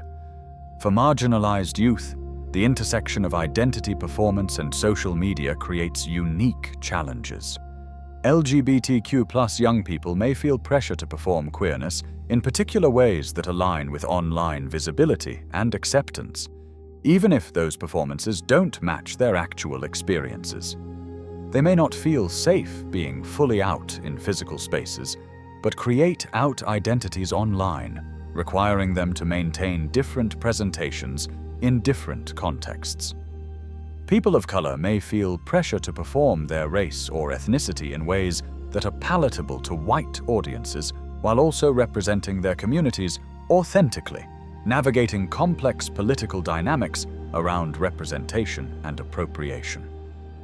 The mental health impacts of identity performance pressure are multiple. It contributes to anxiety through the constant evaluation and need to manage impressions. It contributes to depression through feelings of alienation from oneself and others. It creates exhaustion from the cognitive and emotional labor of maintaining performances. It can lead to imposter syndrome, where success is attributed to the performed self rather than the real self, creating fear that you'll be exposed as fake if people see who you really are. Some Gen Z young people attempt to resist these pressures by creating Finsta accounts, fake Instagram accounts shared only with close friends where they can be more real and unfiltered. This itself is telling. They need to create separate, private spaces for authenticity because their main accounts require performance. But even Finstas have norms and audiences, they just have different ones. True private privacy, where you can be yourself without any audience at all, has become increasingly rare. The relationship between identity performance and self-esteem is complex. Social media can provide validation and community, especially for those whose identities aren't accepted in their physical environments. But it also creates new forms of social comparison and judgment. Your identity performance is constantly being evaluated against others' performances, with metrics like followers, likes, and engagement providing quantifiable measures of success or failure. This gamification of identity can be deeply damaging to self-worth. Interestingly, some research suggests that Gen Z is beginning to recognize and push back against some of these dynamics. There's growing awareness of mental health costs of constant performance. Some are reducing social media use, being more selective about what they share, or embracing rawer, less polished forms of self-expression. But these individual choices don't fully address the structural issue. As long as social media remains central to social life and identity formation, the pressures of performance will persist. Addressing the identity and authenticity crisis requires creating spaces, both digital and physical, where Gen Z young people can explore who they are without judgment or permanent documentation. It requires questioning the assumption that all experiences need to be shared and all identities need to be publicly performed. It requires recognizing that the most authentic version of self might be the one that exists in private, in unguarded moments, in relationships where you don't have to perform at all. And it requires building a culture that values psychological privacy and the right to be messy, uncertain, and imperfect while figuring out who you are. Treatment, therapy, and breaking the stigma. Despite all the challenges we've explored, there's a remarkable dimension to Gen Z's mental health crisis that offers genuine hope. This generation's unprecedented openness about mental health struggles and willingness to seek help. While they face higher rates of anxiety and depression than previous generations, they're also breaking down stigma, normalizing therapy, and demanding better mental health resources in ways that could benefit not just themselves, but future generations as well. The statistics on treatment seeking are striking. 37% of Gen Z have worked with a mental health professional, the highest rate of any generation. This compares to 35% of millennials, 26% of Gen X, and 22% of baby boomers. Gen Z is also more likely to take psychiatric medications, with 34% currently on prescription medication for mental health conditions. These figures represent a massive shift in how mental health is viewed and addressed. What accounts for this change? Part of it is simple awareness. Gen Z has grown up in an era where mental health is discussed more openly than ever before. Public figures and celebrities talk about their struggles with depression and anxiety. Mental health awareness campaigns are common on social media. Educational institutions provide more information about psychological wellness. The language of mental health, from self-care to boundaries to triggers, has entered mainstream discourse. The destigmatization of mental health issues has been particularly pronounced on social media. While we've discussed the many ways social media harms Gen Z mental health, it's also served as a platform for mental health advocacy and education. Young people share their experiences with therapy, medication, and mental illness in ways that normalize these issues. Mental health memes, while sometimes trivializing serious conditions, also make these topics more approachable and less scary. Online communities provide support and reduce feelings of isolation. Gen Z describes themselves as the most comfortable generation discussing mental health, with 87% reporting feeling comfortable talking about it and over 60% feeling comfortable sharing their struggles. This is dramatically different from older generations who were taught to keep such issues private, to tough it out, to view mental health struggles as personal failures rather than legitimate medical conditions requiring treatment. However, awareness and willingness to seek help haven't fully translated into adequate access to care. According to Mental Health America, 60% of Gen Z youth aged 12 to 17 with major depression do not receive treatment. Among young adults, a 2022 Kaiser Family Foundation survey found that almost half of those aged 18 to 29 did not get mental health care in the past year when they thought they might need it. Cost is cited among the top barriers. The mental health system in the United States is severely underfunded and understaffed, with not enough providers to meet demand. Insurance coverage for mental health services remains inadequate. Copays can be prohibitively expensive for young people with limited incomes. Many therapists don't take insurance at all, charging out-of-pocket rates that can range from $100 to $300 per session. For Gen Z dealing with financial precarity, these costs are simply unaffordable. Some turn to lower-cost options like university counseling centers, but these are often overwhelmed with demand and can only offer limited numbers of sessions. The shortage of mental health professionals is particularly acute. There simply aren't enough psychiatrists, psychologists, therapists, and counselors to meet the demand, especially in rural areas and underserved communities. Wait lists for initial appointments can stretch months. Once in treatment, finding a provider who is a good fit, who specializes in your particular issues, and who has cultural competency around your identity can be extremely difficult. Teletherapy has emerged as a potential solution, expanding access by allowing people to connect with providers remotely. 60% of Gen Z prefers virtual care over in-person visits. Platforms like BetterHelp and TalkSpace have made therapy more accessible and affordable, though concerns about privacy, provider qualifications, and the therapeutic relationship in virtual settings remain. The COVID-19 pandemic dramatically accelerated the adoption of teletherapy, and many of these changes appear to be permanent, which may ultimately improve access, even if quality questions persist. For those who do, access treatment, evidence-based approaches like cognitive behavioral therapy, or CBT, have proven effective for anxiety and depression. CBT works by helping people identify and change distorted thought patterns and behaviors that contribute to emotional distress. For anxiety, this might involve exposure techniques where people gradually confront feared situations. For depression, behavioral activation helps people re-engage with activities and relationships. The approach is structured, time-limited, typically 12 to 20 sessions, and has strong research support. Other therapeutic approaches also show promise. Dialectical behavior therapy, or DBT, originally developed for borderline personality disorder, teaches skills for emotional regulation, distress tolerance, mindfulness, and interpersonal effectiveness that are helpful for many mental health conditions. Acceptance and commitment.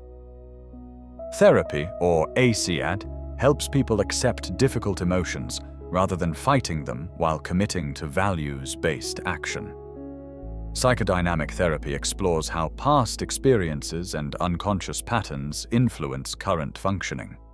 For many Gen Z individuals, medication is part of treatment. Selective serotonin reuptake inhibitors, or SSRIs, are first-line treatments for both anxiety and depression, though they take several weeks to work, and finding the right medication can involve trial and error. Newer options like SNRIs, which affect both serotonin and norepinephrine, or atypical antidepressants like Wellbutrin, offer alternatives when SSRIs aren't effective. For severe anxiety, benzodiazepines provide quick relief but carry risks of dependence and are generally used only short-term or as needed. The decision to start medication is complex and personal. There's still stigma around psychiatric medication, with people worrying it means they're weak, broken, or fundamentally changed. Gen Z is somewhat more accepting of medication than older generations, viewing it pragmatically as a tool rather than a failure. But concerns about side effects, dependence, and whether medication treats symptoms without addressing underlying causes remain common. Increasingly, the importance of integrated approaches is recognized. Medication and therapy together are often more effective than either alone. Lifestyle interventions, exercise, sleep hygiene, nutrition, stress management are essential components of mental health care. Social support and community connection are protective factors that formal treatment should complement rather than replace. Comprehensive care addresses biological, psychological, and social dimensions of mental health. Gen Z has also embraced diverse self-help modalities beyond traditional therapy. 77% report doing self-help activities, including reading books, journaling, listening to podcasts. Mindfulness apps like Calm and Headspace have massive user bases. Some explore alternative approaches like acupuncture, meditation, yoga, or spending time in nature. While these shouldn't replace professional treatment when needed, they can be valuable supplements. Peer support and mutual aid networks have emerged as important resources. Gen Z often turns first to friends, online communities, or hotlines before formal mental health services.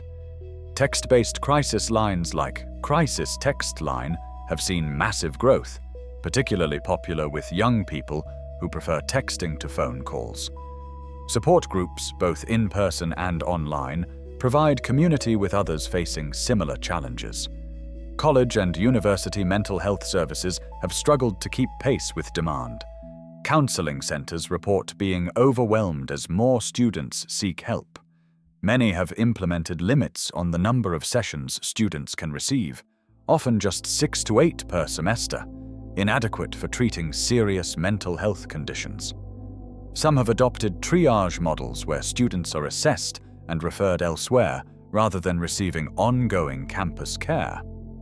This has led to student activism demanding better mental health resources as a core part of educational institutions' obligations. Workplace mental health benefits are also evolving. Gen Z workers are demanding and receiving more mental health support from employers, including employee assistance programs, mental health days, flexible work arrangements, and coverage for therapy and medication. 42% cite remote flexibility as important for mental health. This generation is less willing than previous ones to sacrifice their well-being for career advancement, insisting that work environments support rather than undermine mental health. The destigmatization movement has extended to conversations about medication, hospitalization, and even suicide. Gen Z discusses these topics more openly than previous generations, reducing the shame and secrecy that historically surrounded severe mental illness. This openness can be healing, helping people feel less alone. But it also requires care to avoid triggering vulnerable individuals or glamorizing self-harm and suicide. Schools are implementing mental health education and early intervention programs. Some require mental health literacy as part of curriculum, teaching students to recognize signs of distress in themselves and others and connect to resources. Peer support programs train students to provide initial support and referrals. Screening programs identify at-risk youth for early intervention before problems become severe. Culturally sensitive care is increasingly recognized as essential. Mental health symptoms can manifest differently across cultures, and treatment approaches need to account for cultural context. Therapists trained in cultural competency can provide more effective care. Efforts to recruit mental health professionals from diverse backgrounds help address the reality that many communities, particularly communities of color, are underserved.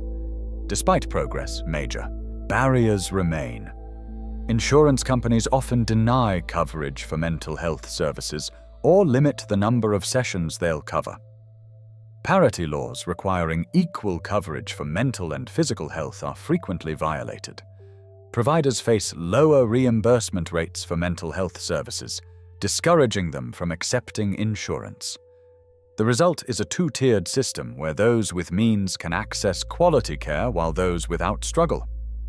Stigma, while reduced, hasn't disappeared. In certain cultural communities, mental illness remains taboo. Men face particular pressure to not seek help, viewing therapy as weakness. People worry about how psychiatric diagnoses might affect employment, security clearances, or custody arrangements. The lingering stigma prevents some from seeking help even when they recognize they need it. Looking forward, improving Gen Z mental health care requires systemic changes. Increased funding for mental health services, expansion of insurance coverage, loan forgiveness and incentives to increase the mental health workforce, integration of mental health care into primary care settings, and continued destigmatization efforts.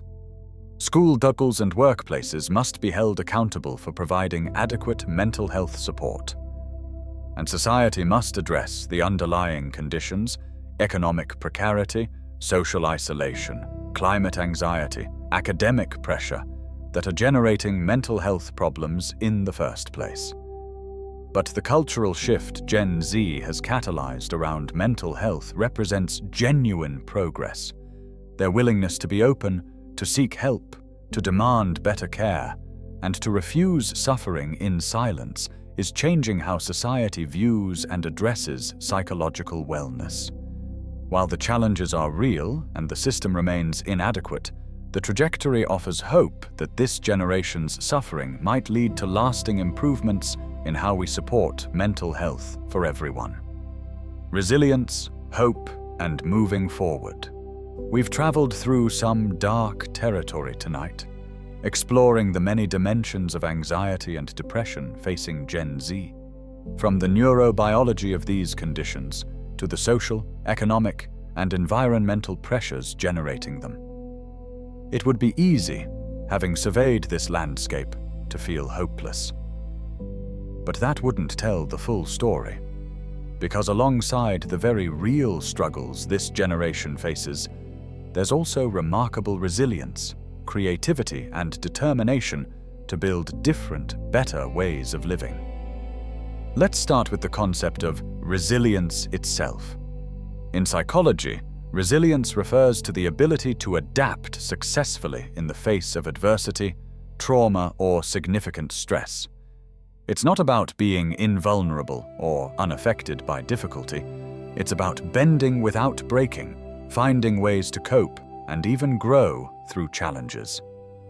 And Gen Z, despite their high rates of anxiety and depression, is demonstrating multiple forms of resilience. One form is their openness about mental health itself. Previous generations often suffered silently, treating psychological struggles as shameful secrets. Gen Z's willingness to name their pain, seek help, and support others doing the same is itself a resilient response. It transforms mental health from something to hide into a challenge to be addressed collectively. This openness creates community around shared struggles, reducing the isolation that worsens mental health problems. Gen Z is also demonstrating resilience through activism and collective action. Rather than accepting conditions as inevitable, they're organizing to change them. Youth climate movements, led substantially by Gen Z, have mobilized millions globally. Student activists have pushed for gun control, LGBTQ+ rights, racial justice, and mental health resources. They've challenged institutions to do better. While these efforts face enormous obstacles and progress is often frustratingly slow, the commitment to fighting for change, rather than succumbing to despair, represents adaptive resilience. Another form of resilience is the practical creativity Gen Z shows in navigating economic precarity. While working multiple jobs and side hustles is exhausting, it also demonstrates flexibility and entrepreneurial thinking.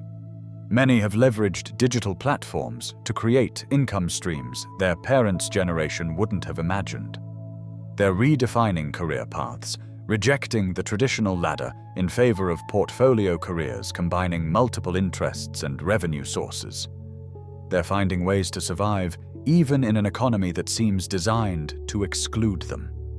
Importantly, Gen Z is beginning to collectively question and reject some of the toxic aspects of the culture they've inherited. They're critiquing hustle culture and workaholism, asserting that work shouldn't consume their entire lives.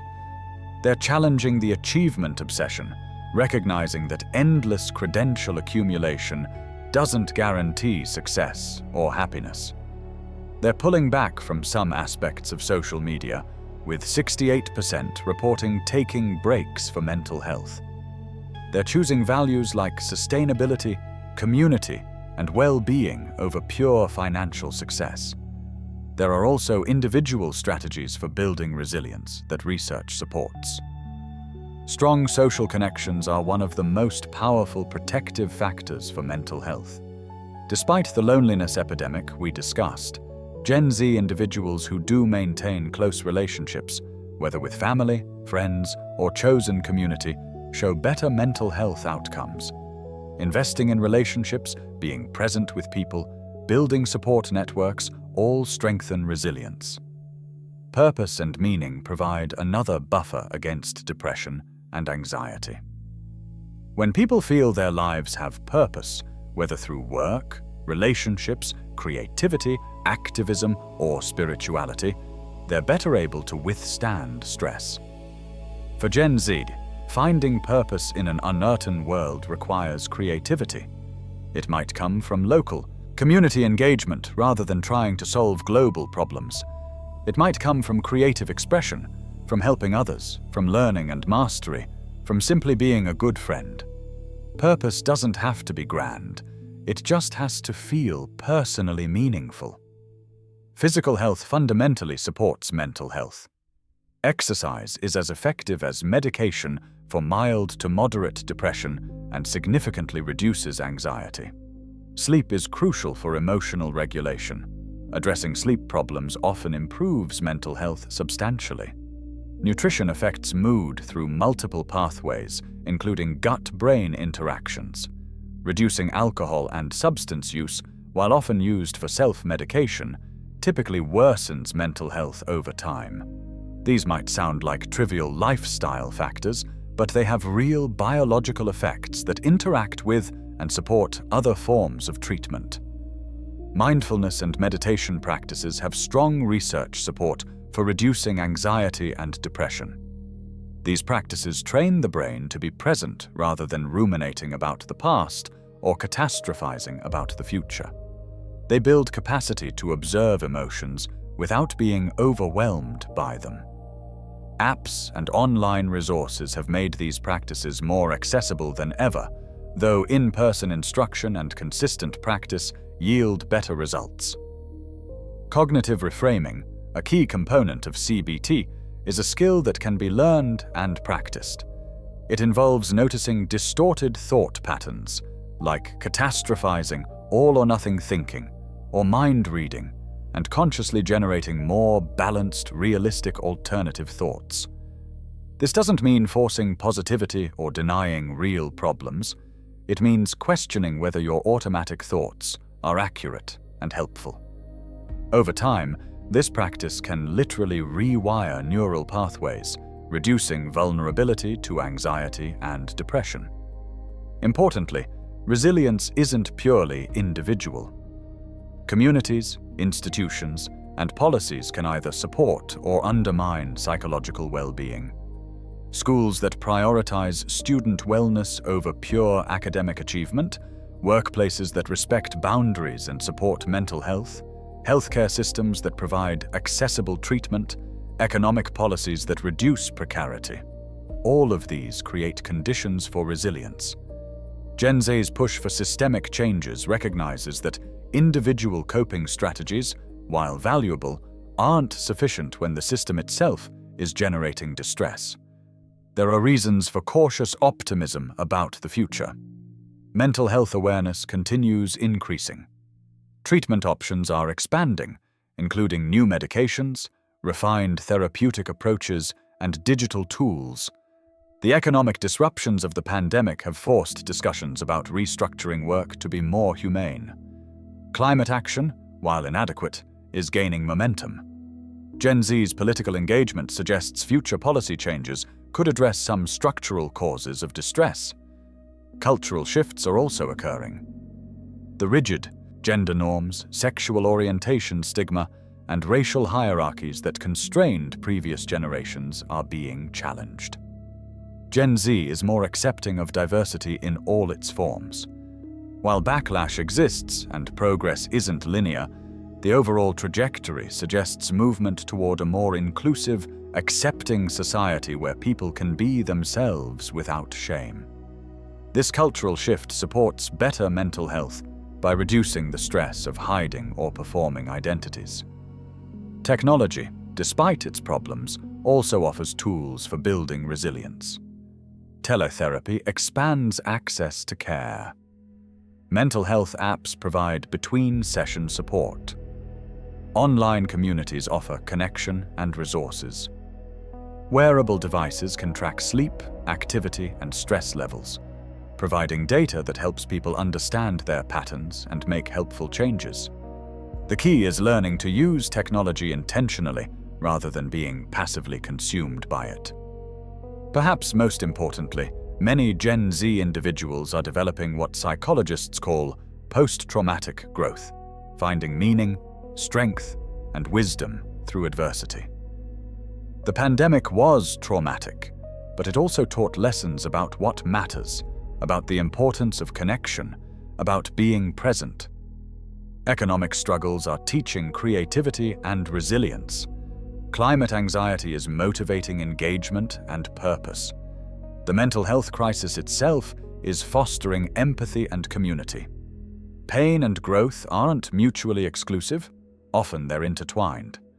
It's crucial to acknowledge that not everyone has equal capacity for resilience.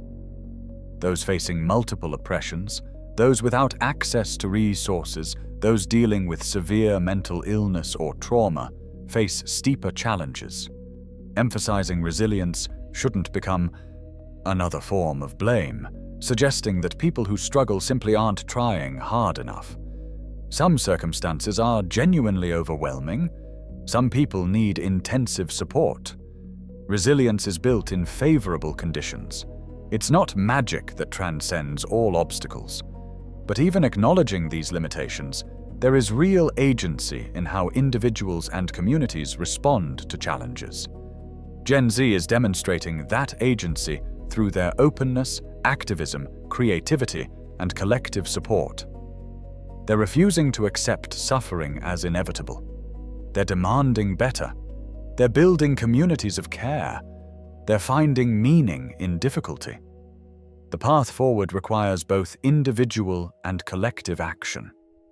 On the individual level, it means learning to recognize your own mental health needs, seeking help when necessary, practicing self-care and stress management, building supportive relationships, finding purpose, and being gentle with yourself when you struggle. On the collective level, it means advocating for systemic changes in education, healthcare, economics, and environmental policy that address root causes rather than just symptoms.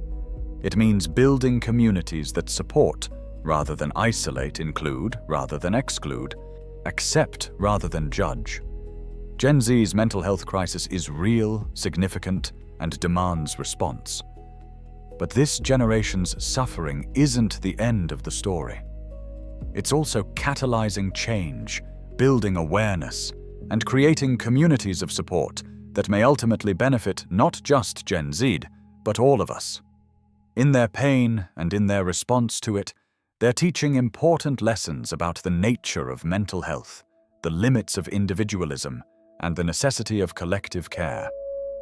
As we close tonight, remember this: mental health struggles are not weakness or failure. They're understandable responses to genuinely difficult circumstances. They're calls for change, both internal and external, and they're experiences through which growth, wisdom, and connection can emerge. Gen Z is navigating unprecedented challenges, but they're not alone, and they're not without resources. Understanding is the first step toward healing. Compassion for ourselves and others is essential. And hope, grounded not in denial, but in recognition of both struggles and strengths, remains possible and necessary. Closing. Let's take one more slow breath together. We've journeyed through complex territory tonight, exploring the many dimensions of anxiety and depression in Gen Z. We've examined the neuroscience underlying these conditions, the unique pressures of growing up digital, the weight of academic and economic expectations, the existential dread of climate change, the collective trauma of a pandemic, the paradox of loneliness amid connection, and the exhaustion of constant identity performance. We've also explored treatment, the breaking of stigma, and the resilience emerging alongside struggle.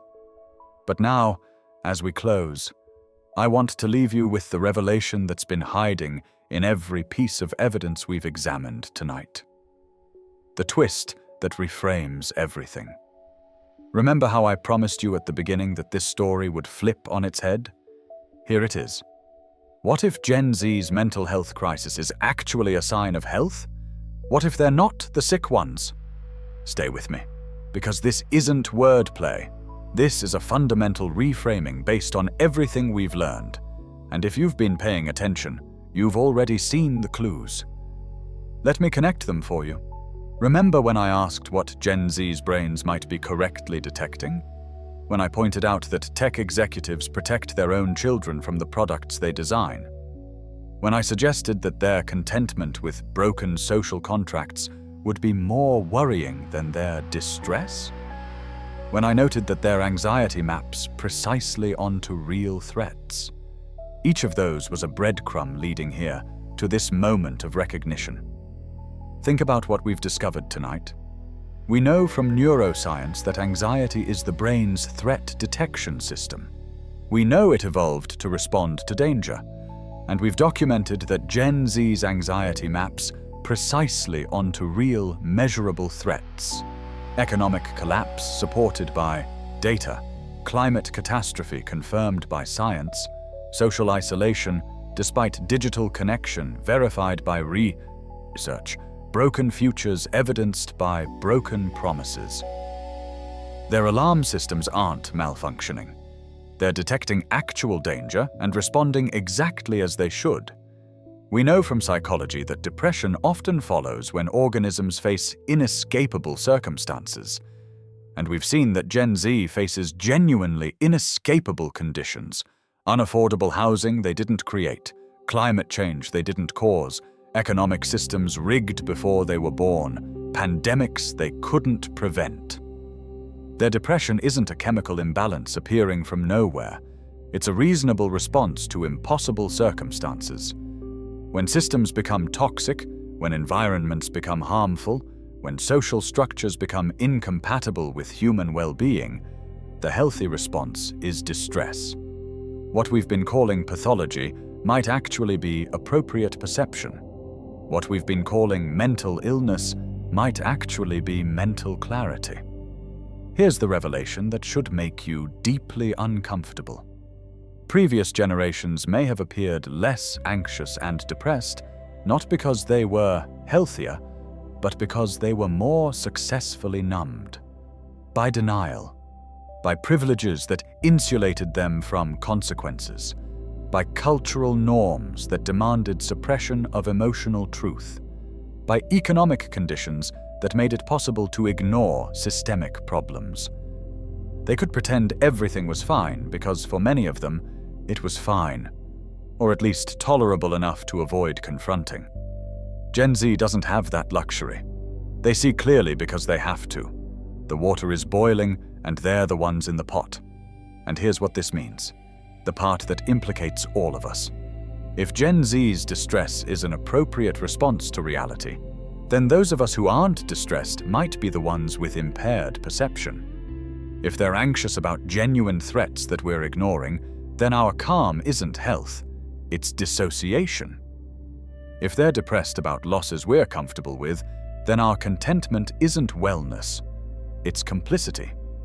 Gen Z's willingness to name their pain, to refuse to pretend everything is fine, to demand that the world change rather than simply medicating themselves to tolerate dysfunction, this might be the most psychologically healthy response possible.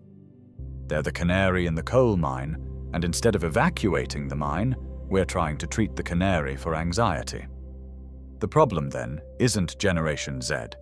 The problem is that we keep trying to fix the people instead of fixing the systems. We offer them therapy to cope with unaffordable housing, rather than making housing affordable. We teach them stress management techniques for impossible academic pressure, rather than restructuring education. We prescribe them medication for climate anxiety, rather than addressing climate change. We tell them to practice self-care while maintaining the exact conditions that make them sick. And worse, we pathologize their accurate perception of reality because it's uncomfortable for us to acknowledge what they see. If you're part of Gen Z and you've recognized yourself in what we've discussed, know that you're not alone. Your struggles are valid. Your anxiety might not be irrational. It might be the most rational thing about you. Your depression might not be weakness. It might be the only honest response to what you're facing. Based on everything we know about how healthy minds respond to unhealthy circumstances, your distress is evidence of your humanity and your clarity, not your brokenness. Seeking help isn't weakness, it's wisdom. Getting support is important. But understand this, you don't need to be fixed. You're not what's broken. The world that's breaking you is what needs fixing. Your distress is not the problem. Your distress is the alarm telling everyone that there is a problem. Don't let anyone convince you to turn off the alarm while the house is still on fire. If you're from an older generation trying to understand Gen Z, I hope this has done more than provide insight. I hope it's made you uncomfortable, because the challenges this generation faces are real, unprecedented, and largely created by the choices and systems of previous generations. They don't need lectures about resilience or accusations of fragility. They need us to face what they're facing, to stop denying what they can clearly see, to stop demanding they adapt to toxic circumstances and start changing those circumstances. They're not more fragile, they're more honest, and that honesty is showing us truths we've been avoiding. For everyone, the invitation is to approach mental health with compassion, curiosity, and courage. The courage to acknowledge that maybe Gen Z is right.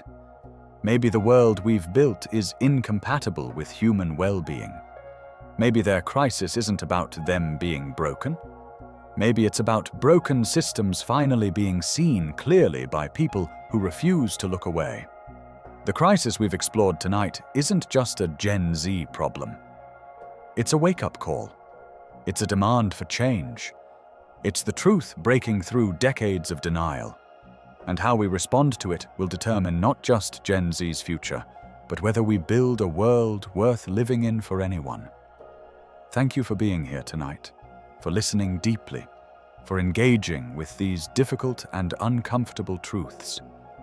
If you found this exploration helpful or challenging, I'd be grateful if you'd like and subscribe. It helps others find this content and supports the creation of more episodes exploring the human mind with the depth, nuance, and uncomfortable honesty it deserves. Until next time, be kind to yourself and others. Take care of your mind. And remember that understanding is always the first step toward healing.